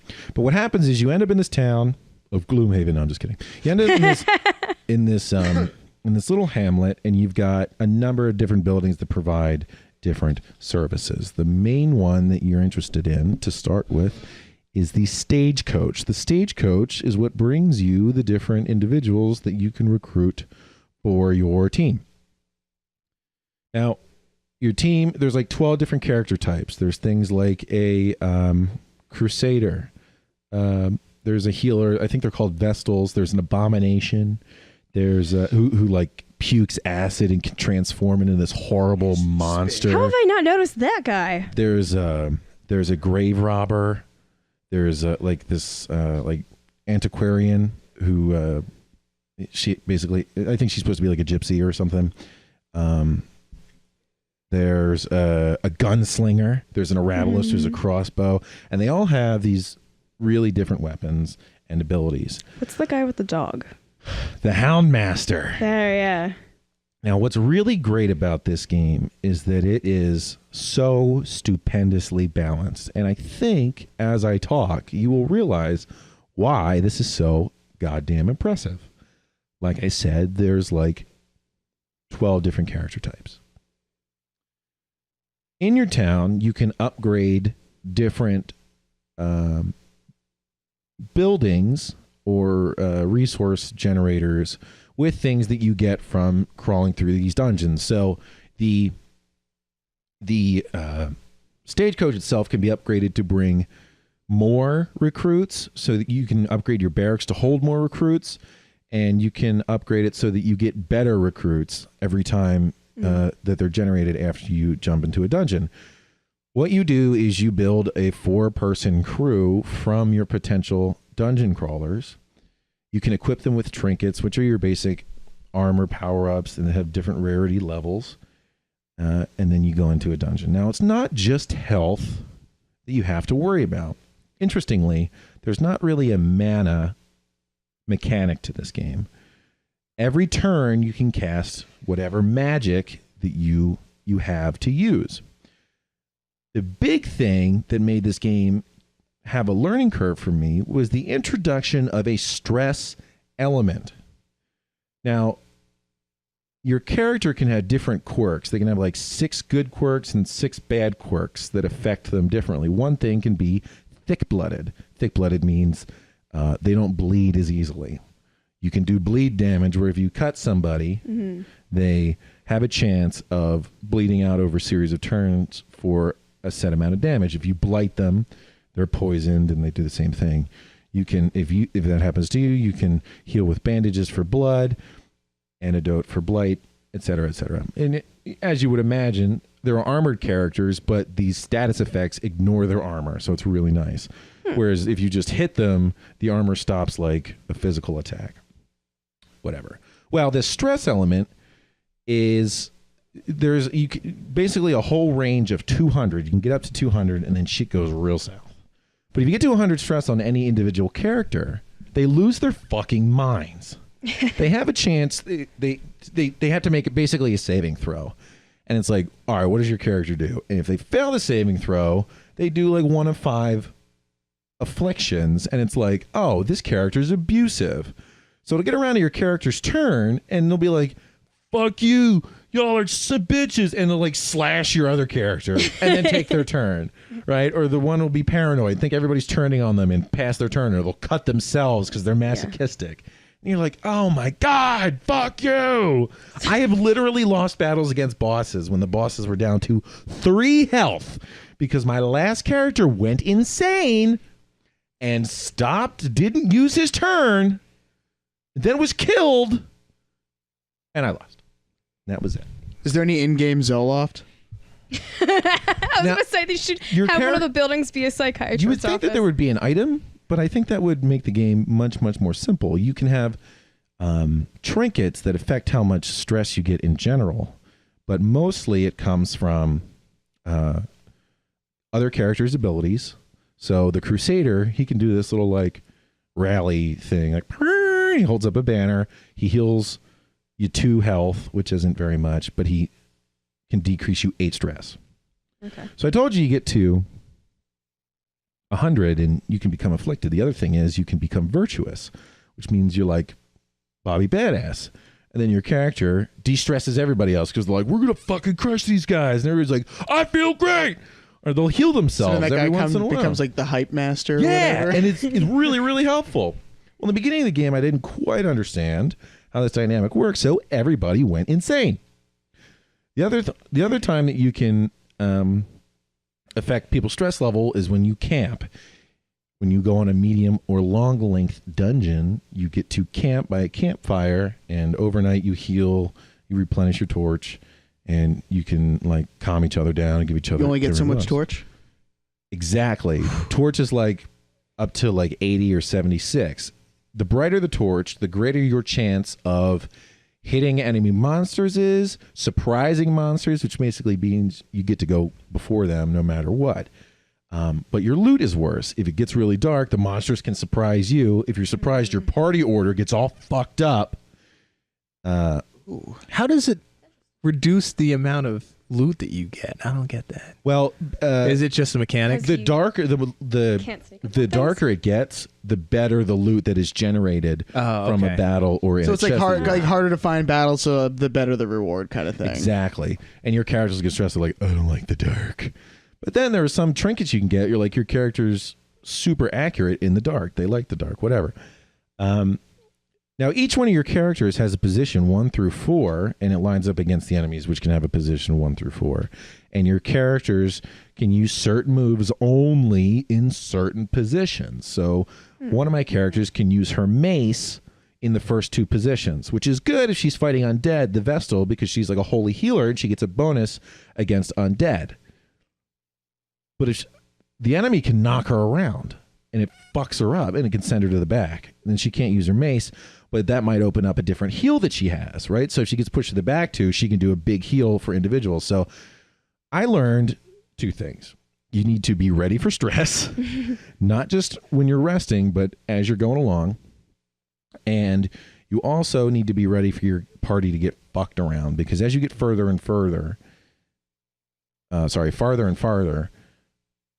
the enemies start being able to jostle you around, and you need to jostle the enemies. I was like, why am I getting so fucking stressed? Well, it turns out the enemies in the back almost always deal major stress to your characters. You need to kill them as fast as possible or pull them to the front, because then they lose their stress moves. You're like, oh my God, there's all this shit going on. It sounds fun. So It sounds when a lot of fun. So when I first watched it, it's just 4 guys sort of with not lazy animation, simple animation, facing each other in this like pretty grungy style in a dungeon, side to side, fighting in this way I've never seen before. And I was like, this looks okay. It's fucking awesome. 65 hours. It's what I play every day that I'm home. And as you progress, it scales really perfectly. More difficult dungeons become available. You'll level up. You'll clear out. So there's 4 different locations that you can go to. It's like the Warrens, which has like tree monsters. Then there's the Cove with these fucking horrible sea monsters. And then Crab there's people. the undead. So in like the in the ruins, and you need to understand that each area has different characters with different strengths. So the undead, you can't make them bleed, but you can blight them, and they can blight you pretty easily. Poison you. In the Cove, everybody makes you bleed, but you generally don't get poisoned. Before you go into a dungeon, you have an opportunity to buy stuff from this store, and you fill up your item slots, but you only get like 10 item slots. So if you have items to prepare for battle, you can pick up less loot. Loot is essential because you need to pick up family portraits and heirlooms and jewels and shit to upgrade all your different buildings. You've got a guild hall to make your character stronger. You've got an armory to give them better armor. You've got 2 places to de-stress them. A bar with like a brothel in it. Woo. And a church with like flagellation and meditation and shit. Flatulation? Flagellation, where you whip yourself. You just go there to fart. Well, here's the thing. You send one of your characters drinking, they can get really drunk and lose an expensive trinket you gave them. Bastards. Yeah. There's all these different status effects that can happen really at any time. You gotta And the keep all your whole bitches' goal money together. is to level up these characters in resolve level is what it's called. It's basically your experience. And it's like, if you go through a dungeon with a character twice, you typically advance to the next level. So it's like 1 through 6. 6 is the max. When you get a character to level 3, they will not do a level 1 dungeon. They go, I'm beyond this. Oh. Right? So you can only do 1 and 2s. So if you do 1 and 2 and another one gets to a 3rd and you only have 4 characters, you've only got 3 guys that can do a level 1, or you could try to make those lower level guys do a hard level 3. I got party wiped. There's an achievement for it. They're like, welcome to your first party wipe. Yeah, it happens. They say in the game, they're like, you can run from a battle and then run from a dungeon. I tried to run. They're like, nope, not this time. Everybody died. And like, if that game hadn't given me a heads up, I would have really beat myself up about it, right? They're like, this game is fucking hard. And I Googled it. I'm like, am I dumb? Is my brain broken? Is that why I can't fucking play this game? Well, And it's the same thing with the War of Mine. Like, you wouldn't have known unless it was part of the game, or like someone had told you, or you read it somewhere. Yeah, that you're kind of supposed to die, or it's part of the experience. I had to Google it, and everybody's asking the same questions, and they're like, yeah, tough shit, dude. There was one point where every time I hit an enemy, no matter how hard I hit them, it seemed like they always had 1 health left. 1 health left. And then it would fuck my party up. And they're like, people are like, yeah, it does seem like that, but what are you going to do? It's such and such game. It's going to be hard. And I was like, all right, it's kind of shitty. But Has anyone did anyone in that forum say that they had beaten it or anything? Well, I don't read too far ahead because I don't want anything spoiled. Okay. And that sort of phenomenon, that 1 health sort of went away. It might have been a weird balancing issue for where I was in the game. It could just be I made it up in my mind. But the ultimate goal is to attack the darkest dungeon, which is your family's old estate. And it's always level 6. And you go in and you don't know anything about it. So it's a roguelike, and then it randomly generates the layout of these dungeons. And you have to do different missions like explore 90% of the rooms, defeat all the room battles. So you go down hallways, and hallways can have random events. They can have trinkets, which is treasure you find. They can have things where you can get diseases like the Black Plague, diarrhea, and you get character debuffs, which you can then heal at the sanitarium. I mean, this whole thing. And then you go to the room, and there's a room battle. Well, there are boss rooms. The layout of these rooms is randomly generated. Your characters have a chance of scouting them, which means you see what's going to happen in there before you get there, but sometimes you're going in blind. Well, you go into the darkest dungeon, and I went in blind the first time, and it's level 6.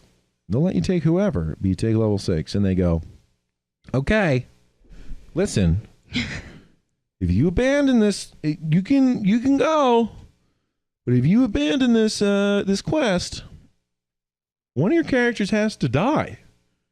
To hold back the pursuing enemy. Oh, wow. Yeah, I was like, oh no. I was like, I'll make it work.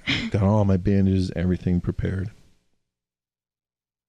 These are my first 4 level 6 characters. It took me a long time because I didn't know how to play the fucking game. They went in, they got whooped, destroyed. Did they all die? Party wipe. I tried to run. They're like, you can't run, bro. Status effect. Everybody went insane. Everybody's poisoned. You couldn't heal your party because your healer's insane. Dead, dead, dead. I just won every turn for 4 turns. Dead. Jeez. Kicks you out and goes, tough shit. Tough titties, bro. All right. I do have some questions. Yeah, what's up?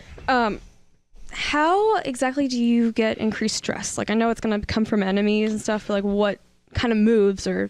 So they'll do all the moves have really cool names, and when a character does a move, it sort of like focuses on them. I don't know if the screen zooms in, but it goes like stressful incantation, and it'll be a little cut out of the spread, like whoosh, doing a cool like magic pose, and then your characters they have like a black cloud around their head, and like and it'll either say like miss, dodge, or hit or whatever, and then it'll apply some damage. Or it could be 0, and then it'll apply stress points, like 12 or 20 or whatever. Okay. But it's a specific move. It's not like every hit you take is another...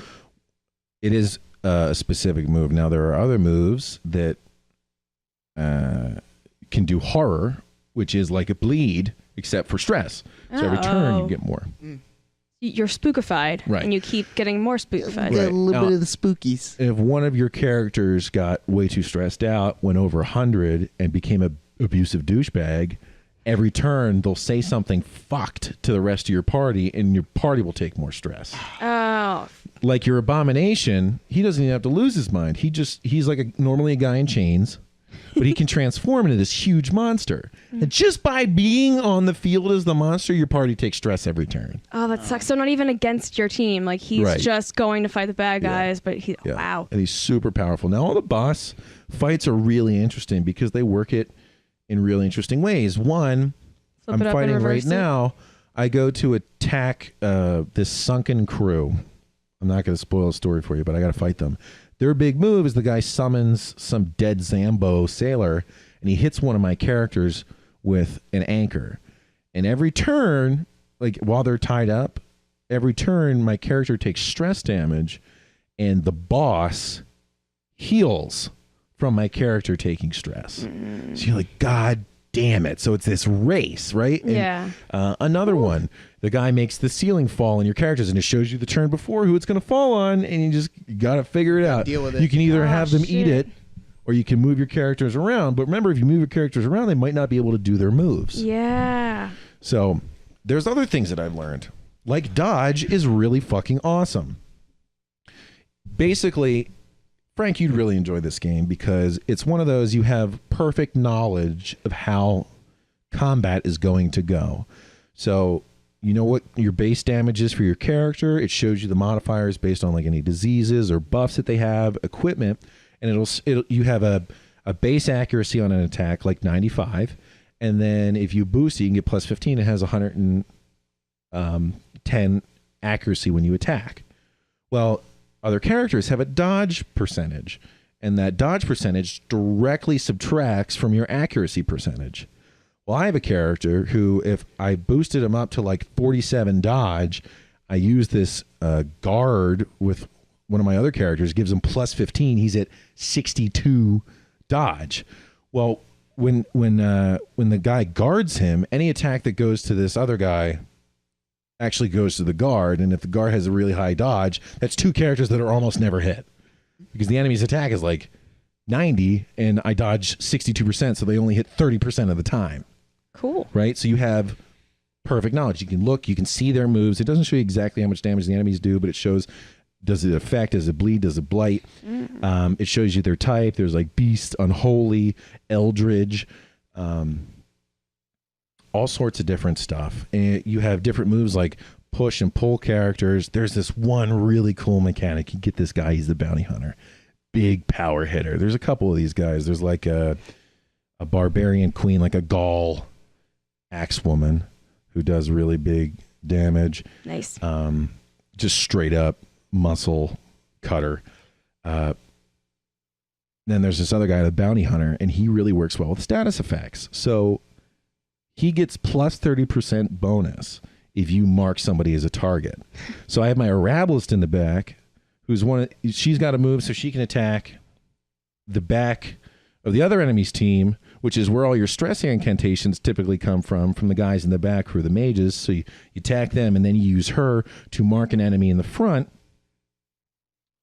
Or use her to mark enemy to give the bonus to your bounty hunter. Then you have your occultist use Eldritch Pull, which is like a big magical tentacle, and you pull the guy from the back 2 spaces to the front. Well, when he's in second position, he becomes vulnerable to your bounty hunter's attack, which can attack the first and second position and gets a 30% bonus on marked enemies. Plus, I gave him a trinket, so he has plus 5 damage or plus 15% damage on human enemies. So you're now hitting this thing at like 145% damage because you did it the right way, right? And if it survives, which it may not, but if it does, it's already in a bad position that it doesn't want to be in. Right. So some of these dorky sorcerers have these horrible effects that they can hit you with from the back and stress your team out and poison them. But if you pull them up in front of you, they do a little like, Oh, let me stab you with my wizard dagger. Oh no, I missed it. well, anyhow, go through all these monsters, and the different zones have different types, and you get used to it, and I go in and I get my ass whooped in the darkest dungeon. They show you a whole book of all the different things that you can do. There's like 90 objectives in the game. Beat this enemy, beat this enemy, beat this enemy.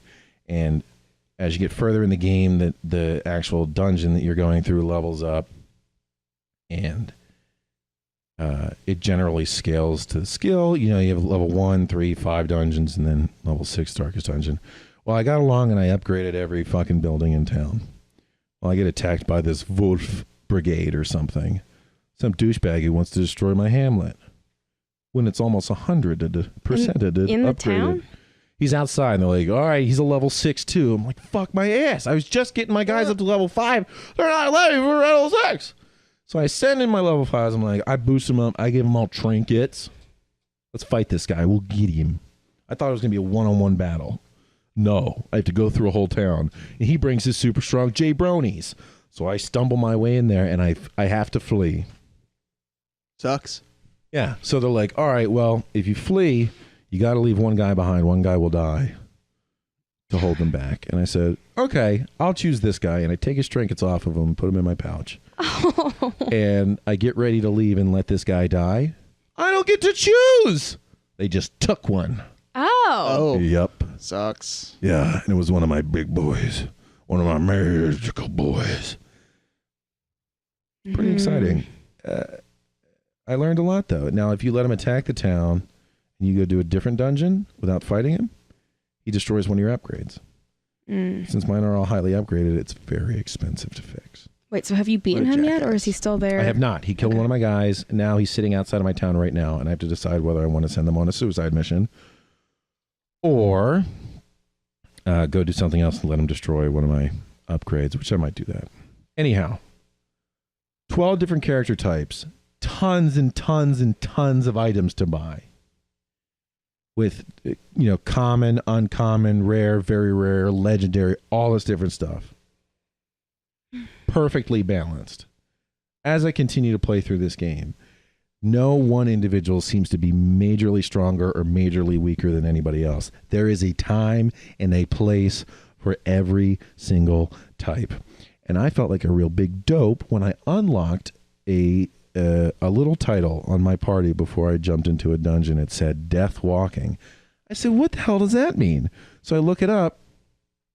They give you little titles for your different combinations. And I read through some of them. And they're like, go in with 4 abominations. And it's the zombie squad or something. I was like, wait a minute. I never thought of putting 4 of the same character. Yeah, come on. How boring am I? No, because you got the variety going. So the boring thing would be to put 4 of the same thing, but that's kind of cool that they all have different names. Think about this. You're a cultist, very powerful, extra good against Eldritch, has his own push-pull stuff. He does pretty good damage. He can hit 2 guys in the back at once, which is this, your 3rd and 4th position on the enemy. If you're trying to take them down quickly, very good. He's also got a heal. It heals you anywhere between 0 and 13 health. When you start, that's huge. But it has a chance... Unless it's 0. It has a chance of not only being 0, which it has done to me twice in a row and then given me 1 health, but it gives you the chance to have a bleed effect. So you can do 4 health, but then you get a bleed of 2 per turn. What? So you either got to spend the resources to heal it or use another teammate with a heal ability to stop the bleeding. It's fucking awesome. It is so goddamn good. And here's the thing. I went into work to talk about it. And I talked to a guy. He goes, holy shit, that has great DLC. I was like, whoa. There's DLC. You're telling me the DLC is good? Because I didn't buy it. I just bought the base game. He's like, it's like a whole new game. I put 65 hours into the base game. They had a whole new dungeon, a whole new storyline in the DLC. Nice. I can't believe it. Did you get it yet? Or I haven't gotten it yet because I haven't beaten the original. That's what I want to do. Oh, okay. I have to do that first. Okay. I don't know how the game ends. I think you reclaim it. My favorite part of the whole game, and Genevieve's least favorite, is how hard this guy sells the voice acting. Well, because after like a couple hours of it, you're like, okay, it can't all be hype. Like you need some downtime. But... Dude, when you do certain attacks, if you do critical hits, he'll say these different phrases. If you like bleed somebody to death or blight them to death, he goes, I got to try to do it.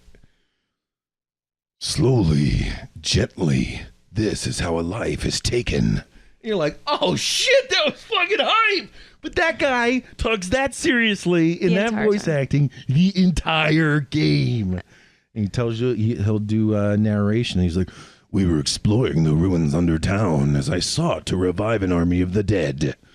And then he talks about how he betrays people. That voice actor is my favorite part of the game. Is he supposed to be you? Like your character through all this? I think he's your ancestor. Okay. Right. And there's a caretaker and there's all this stuff. Okay. So, but the voice acting is... There's one thing that you really don't like, and there's this horrible splorch sound when like you're fighting a skeleton, and when he wants to stress you out, he hits you with like it's like stressful drink or something, and it goes like he spills his drink on you. It just sounds so gross. It's so bizarre sounding. Like you hear all these like fighting sounds and like I don't know, just normal things you would hear in a game, and then all of a sudden there's like like, man. Splorching sounds. Oh, what's another line that he does? You get a big critical hit, and the guy will go, "A deafening blow to body and brain. Mortality." What is it? If you take a big hit, it's like mortality resolved in a single strike. You're just like, whoever fucking wrote this shit did a real good job. It doesn't sound like somebody's trying to sound old timey and doing try hard stuff. Not only did they do it, but this voice actor is bananas good.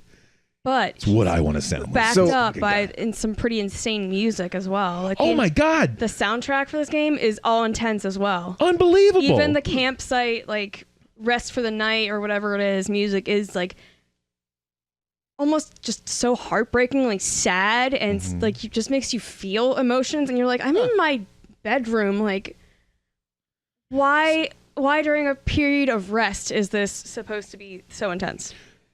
So two things about that.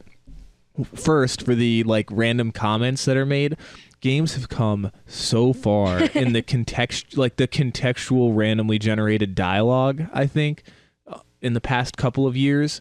Red Dead is really good. I know I've been fawning over the game a lot recently, but good example of that in Red Dead, you can play poker, right? And just the things that you're just playing, it's like you play poker, right? It's essentially a game within a game. And it's fully fleshed out to the point where you have those contextual dialogues where like you flip your cards over and you're like somebody else has a full house and you have two pair, like, I thought I had that one, stuff like that. And then with the music, Diablo 2 had music like that where it's like you're in the camp, but like the music portrays the sense of like forlorn hope, right? Where exactly. And it's really tough to kind of capture that. Diablo 2 had incredible soundtrack. It really did a great job at it. We should compare them at some point. You should play both of them at the same time. Wait, okay, so here's another one that reminded me of. If you find gold and you get, or if you find good treasure, he'll say something like, "Gold and jewels, trinket and baubles, paid for in blood." And you're like, oh shit.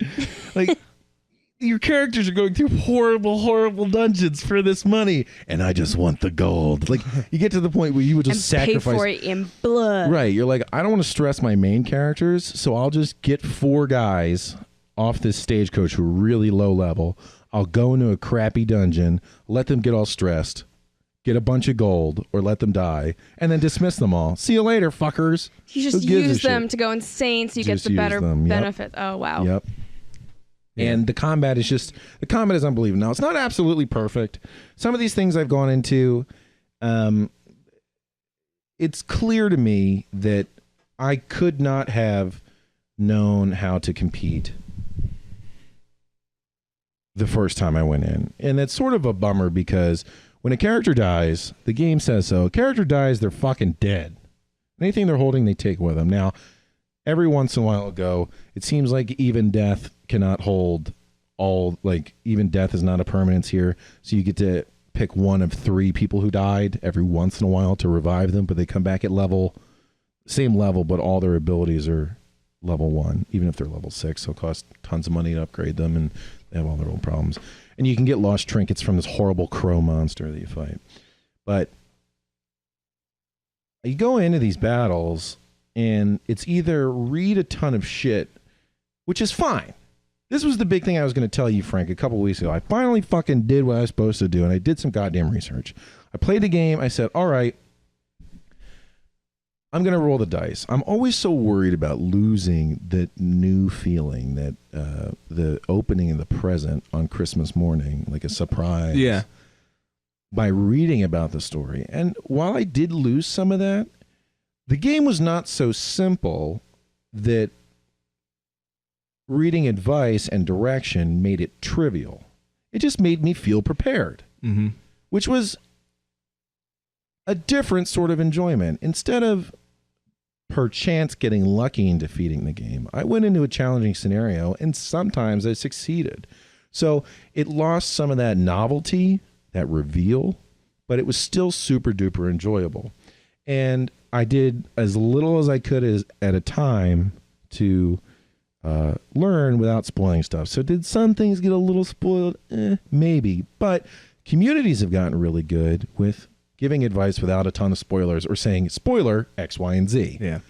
It's tough to strike that balance because I'm with you. I do love having that feeling. Look what I'm going through with Red Dead right now. Just, I've never seen any of it before. I didn't watch like any previews of the game or anything. I just read like minimal reviews to make sure the game wasn't completely, totally broken like Fallout 76. And I'm really enjoying it. That being said, the game does a very good job, not necessarily of holding your hand, but of not being overly complicated that you need to figure a bunch of shit out, right? Like all of Dark Souls or something like that. Yeah. So it's tough to find that balance, and it depends on the game, obviously. But I think there are some games where you do need to find a balance of that, because playing through some with lots of complicated mechanics just leads you to beat the game, struggle the entire time, and you might enjoy it a lot. But then you find something out like, oh my God, if I like, there's this one simple thing that I just missed the introduction for or something like that, that if I would have known that, it would have made it so much more enjoyable. So you have to strike that balance, because there's some things that you might miss in the general introduction or tutorial or anything like that, that if you go and do a little bit of research without trying to spoil anything, overall increases your enjoyment of the game. And you're exactly right. And it was sort of my pride in thinking that I was smart enough to come up with my own plan. But I neglected attacking the back two positions. So I was getting overstressed, and I neglected to pull people. I was like, I don't need that shit. Well, guess what? Reading, I do need it. And now that I did it, I'm a much better player. Yeah, I always give it the old college try for the most part before I go in, just like I'm doing with Kerbal Space. Right, I'm probably going to put 20, maybe 30 hours into the game without reading. I will say I did have to Google two things, one of which was a bug, right? I was like, why can't I do this? Oh, it's a bug. Needed to Google that, otherwise I would have driven myself crazy trying to click on something for like 20 minutes without it reacting. Right. And then the other thing was something that I couldn't find what button to do. Turns out, to zoom on Xbox, you have to hold the left bumper and push in with the camera stick. Right. I never would have fucking figured that out. And part of the tough part about that is like, you can get something. Let's imagine you're playing a Harry Potter game, and it's like, how do I get Dumbledore to let me pet this fucking phoenix? And you go on and you read advice. They're like, oh yeah, you got to push X and hold R2 when you talk to Dumbledore. But it doesn't really matter, because later Snape kills Dumbledore anyway, and you're like, fuck! You didn't even tell me that. They've gotten really good in recent years, and not. I agree, and that's what I ran into last night. Is they didn't spoil anything, tell you a bunch of other shit. Now, granted, there's really no story to Kerbal Space or anything like that. Not that you know of yet. Yeah, but good Snape point. kills Dumbledore. Yeah, so I'm with you. I try and give games the old college try on my own, but there's always a point where I just go in and I'm like, all right, now what did I do wrong? You know. And a lot of times I find some stuff out. Civilization 5 was one where I put way too much. I mean, I put 2,500 hours into that game over the course of 5 years. Clearly, I hit a plateau at one point, and then I went on and I watched, the real players who play it, I guess competitively, technically, or whatever. And I learned so much. I just kept kept going down the rabbit hole deeper and deeper and deeper until I became, of the people that I know that play Civ, I'm like head and shoulders above everybody else in terms of like min-maxing shit, just being able to like know minute details of the game, where I'm like, oh yeah, but see, if you do this, you're going to get like 0.2 hammers per turn more. You know what I mean? Stupid, like really small details like that. I'm just like instant on. That runs the risk for me of being like, oh, I shouldn't even bother playing, because I will always be total trash. Because I look at those guys and they're like fucking computer brains dealing with these computer programs. Frank. Yeah, they're Franks. But a couple things to note. I've commented before, I don't really like a dark, dingy, grungy art style. Like, I respect and enjoy the gameplay of the Dark Souls series, but visually it stresses me the fuck out. I'm not a huge fan. This game, I don't have that problem. You're not stressed by it at all? No. It says right on there, funded by Kickstarter. I guess this was a Kickstarter game, and they knocked it out of the park. When did it come out? Years ago, Okay. maybe 2014 or 2016. Bought it for $750. I've gotten 65 hours out of it. I'm not done. Now, when you run into these games, and what's nice about it is it lets you grind, right? But it does have that thing. If your character gets to level 3, you can't do a level 1 dungeon. Gets to level 5, you can't do a level 3 dungeon. They have all these. But when you get to a level 6, can you do a level 4 dungeon? There's only 1, 3, 5, and 6. But So yes. there is no level 4 dungeon. So that makes it so that you can't just grind all the time and make it stupid easy. It's really nicely balanced. I did get to one point where the grinding was sort of boring. And I think in any game where you want to grind and be well prepared for the next level, you're going to run into that. Yeah. Like at some stage midway through the game, and it how long does that last? 1 hour, 10 hours, 20 hours? I mean, what are we talking about? This one lasted a couple hours for me, and then it got right back into its stride and was a ton of fun all over again. Can't recommend it enough. I love it. I can't wait to finish it and tell you guys how happy or disappointed I was. But I'll give you a little taste of a nice surprise when I went into the darkest dungeon for the first of 4 times that you do it.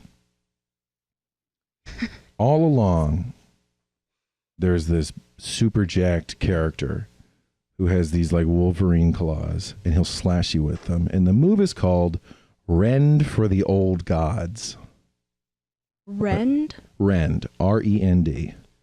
Okay. You go into the dungeon, a similar looking guy does the move, and it's called Rend for the New Gods.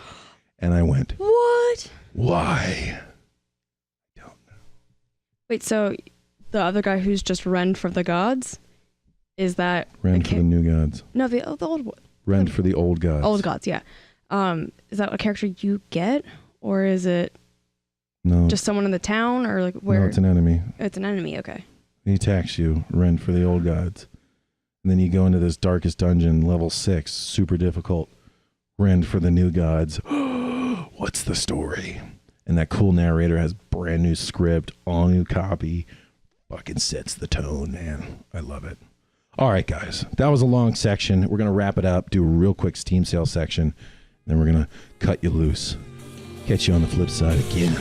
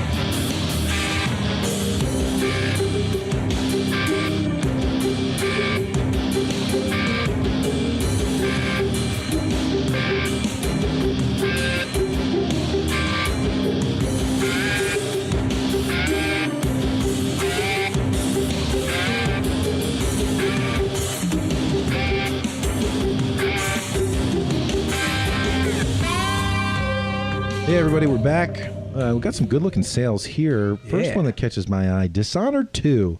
Now personally, I tried to play Dishonored and it was not what I expected. The art style was very different.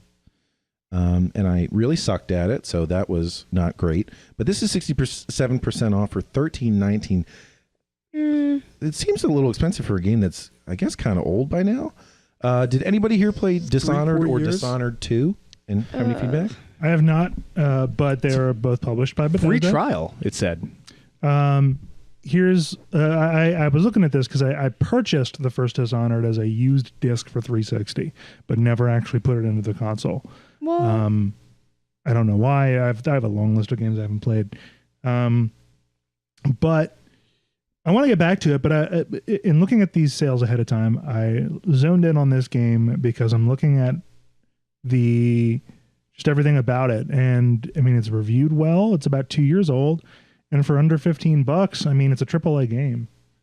It's supposed to have really cool stealth mechanics, really good magical incorporation. It's sort of, to me, it always struck me as similar to a BioShock vibe, but with a little bit more magic mixed in. BioShock with like a little bit more like steampunk fantasy-ish, as opposed to underwater science, 1950s science themed. Yes. I mean, just glancing, I mean, there's a bunch of AAA titles that we're going to be looking at here as part of the Steam sale. This might already be my pick. I don't think it's a very long game. That's the one thing that would detract from it. Is it at least 13, 14 hours? I don't know. That's the question. But it looks really good. And if this is on sale, Dishonored may be on sale for $4, and that would be a definite pickup. Is this live action? That's live action. Yeah, I was going to say it looks like it, but... But I mean, it looks nice. Can you scroll down and see if they have like a collection with the original Dishonored? Hang on, I'm in Brussels currently. You're in Brussels? I am. We're doing some magic here, some computer magic, teleporting. Whoa. Danger Zone. Well, we should probably touch on that real quick. Counter-Strike Go Danger Zone, their Battle Royale version. Oh, shit. Yeah. I'm going to be trash at this. I gave it a try. It's fucking hard. Yeah. It's real fucking hard. It's PUBG, but it's Counter-Strike. It's really fucking hard. No bullet drop. Fair warning. Oh, I got fucked. I can believe that. Anyway, back to Dishonored. What are you looking for? Is the original? Is there a package with the original? Dishonored, not Dishonored 2. The complete collection for $80. All right, I'm not getting struck with it, so let's get the hell out of here.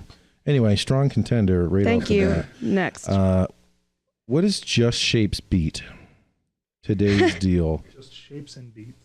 Oh, overwhelmingly positive. Just Shapes and It's Beats. a chaotic co-op musical bullet hell based on three simple things: avoid shapes, move to the kick-ass beats, and die repeatedly. Okay. Lots of colors flying around. Almost looks like that Asteroids game and music going on. But way more stuff going on. It's like a party arcade game from the look of it that's kind of music-based. 25% off for $15. I'm not sold. Yeah, no. I have no use for party games. I don't have parties. I don't have friends. Can we talk about Stellaris? Yes. This has come up before, I think. Dude, $16. I think it's about time I pick it yeah. up. This game's supposed to be awesome. Frank, what are you thinking?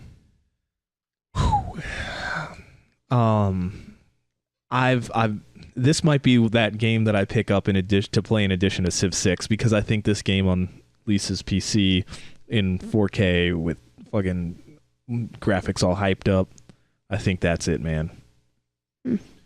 Paradox Development Studio made Crusader Kings in Europe. Universalis, great studio.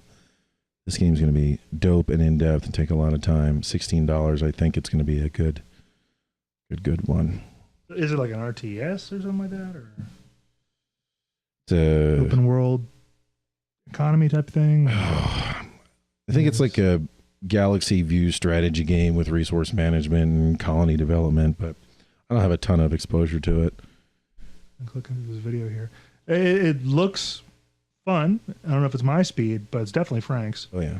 And probably yours, Bill. And all right, what's this big bad boss? It's a bundle. Is this a developer? No. Big Bad Boss Bundle. $25, 62% off. Titan Souls Fury. There you go. 7% off. Absolver. Yo, Absolver's a fun game, if I remember rightly. What about Dead Cells? Okay. Jotun Valhalla Edition and Titan Souls. This might be your boy. Oh. $32 as a bundle. Dude, damn. Fury, I mean, I talked about this game in depth. I've mentioned it more than once. It just came up again today. But it's already in my library, so I'm trying to get like the price of it by it. I think I just spent $5.99 on it. $6. Yeah. Fury, if you like at all like a character action game type of thing with fighting and dodging and blocking and stuff, Fury at $6, you're gonna easily get 6 hours of challenge if you're determined. I'm still stuck. I made it past the one boss I was stuck on, but the next one I'm now stuck on again. I think Titan Souls here Fucking too hard. might be like a stylized 2D side scroller in the vein of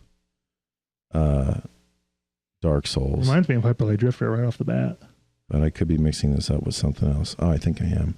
What's it say? Between our world and the world beyond lie the Titan Souls, the spiritual source and sum of all living things, now scattered amongst the ruins and guarded by the idle Titans, charged with their care. A solitary hero armed with a single arrow is once again assembling shards of the Titan Soul in a quest. Oh, this is right up my alley. Very positive. Dude, $32. I know Dead Cells is good. I know Fury is good. Might as well just get the whole thing. This looks really fucking enticing. This looks a lot like Hyper Light Drifter. Very similar style, like what do you call it? Isometric, pixelated, bright colors, interesting boss fights, dodge, attack, that sort of thing. It looks fun, and by itself, 75% off, $374. So right there, that's a great deal. Let's kick it back to the big overlay screen here. Yeah. Assassin's Creed Odyssey. I don't think we have to click into it, Frank. Well, the whole Assassin's Creed franchise is currently 33 to 66% off. I don't know what we need to say about that. You said the recent one was really, really good. Yep. Do some The reading on the Odyssey different or- titles, or listen to all of our podcasts we've ever created, and Frank and company will give you some good feedback. I think everybody. Odyssey itself, the most recent one's on sale for about $40. That's a great deal. It's a huge game. There's a lot to do. If you're not distracted by a bunch of other games right now, pick it up. If you think it's gonna, like, the game's gonna drop in price, right? They always do. It's like the iPhone, man. You know, they come out with a new one every year, and the last one gets cheaper. So if you don't think you're gonna play it very quickly, just wait. It'll drop even further in price. If you do have time to play it, $40 right now is a great price. All right, so can you scroll down on those ones that are trending amongst friends at the bottom? Are they on sale as well? No. Just They're trending. not. Company of Heroes? We've talked about this before, right? Company of Heroes 2. I don't know, have we? I'm pretty sure we've talked about it. The recompanying. All right, I think we can make our call. Yeah, we've hit pretty much everything. All right, Frankenstein, why don't you start us? All right. So for Steam sale, I'm going to say get Stellaris, but don't buy Stellaris if you're not really into playing a game on PC right now. Play D&D 5e Starter's Guide, $12 on Amazon. It's an even better deal. Chris, why don't you go next? The Big Bad Boss Bundle definitely has my eye. It's a little pricey, but look at how much that comes with it. I think it's probably the best value. Bog, I'm going to back you up. There was only one game in there that was less than like 60% off. Yeah. And I don't want to, maybe I'm a sucker for buying into this developer. Yeah, I'm going to pick this up. I mean, Dead Cells is only 20% off, and it's the majority of this package. So you could get the other 5 games, Absolver, Fury, Titan Souls, and Jotun Valhalla Edition for $12 or whatever instead of 32. But I'm picking this up when I go home, and I might get Stellaris because that's the price of one full game now. So $50. So that's it. Big Bad Boss Bundle for me. Gee, why don't you go next? I think it's going to be the Big Bad Boss Bundle as well. I might sneak into the Assassin's Creed section and just see what they've got, because I know there's tons of games before Odyssey that I haven't caught up with, so probably could get some of those for pretty cheap. For I mean, yeah, dude, if the original installments of the Assassin's Creed franchise, like 1 through 3, and Black Flag are dirt fucking cheap, we could look, but fuck you. No, you're fine. You don't have to look. Yeah, I mean, if you've never played an Assassin's Creed game and just want to dive into one, just pick up just do Black Flag. Just buy the one. It's probably like $20 or less. It's probably like 10. Yeah, and It's probably like 4. It's probably like not even. And if you anything. decide you love it and want to play all the other iterations of the exact same game, play some of the others too. But yeah, What's your pick there, What's my handsome? pick? Yeah. fucking, I'm probably going to actually buy some of the cheap ones in the Big Bad Boss, Big Bass Bass Ball. Bod.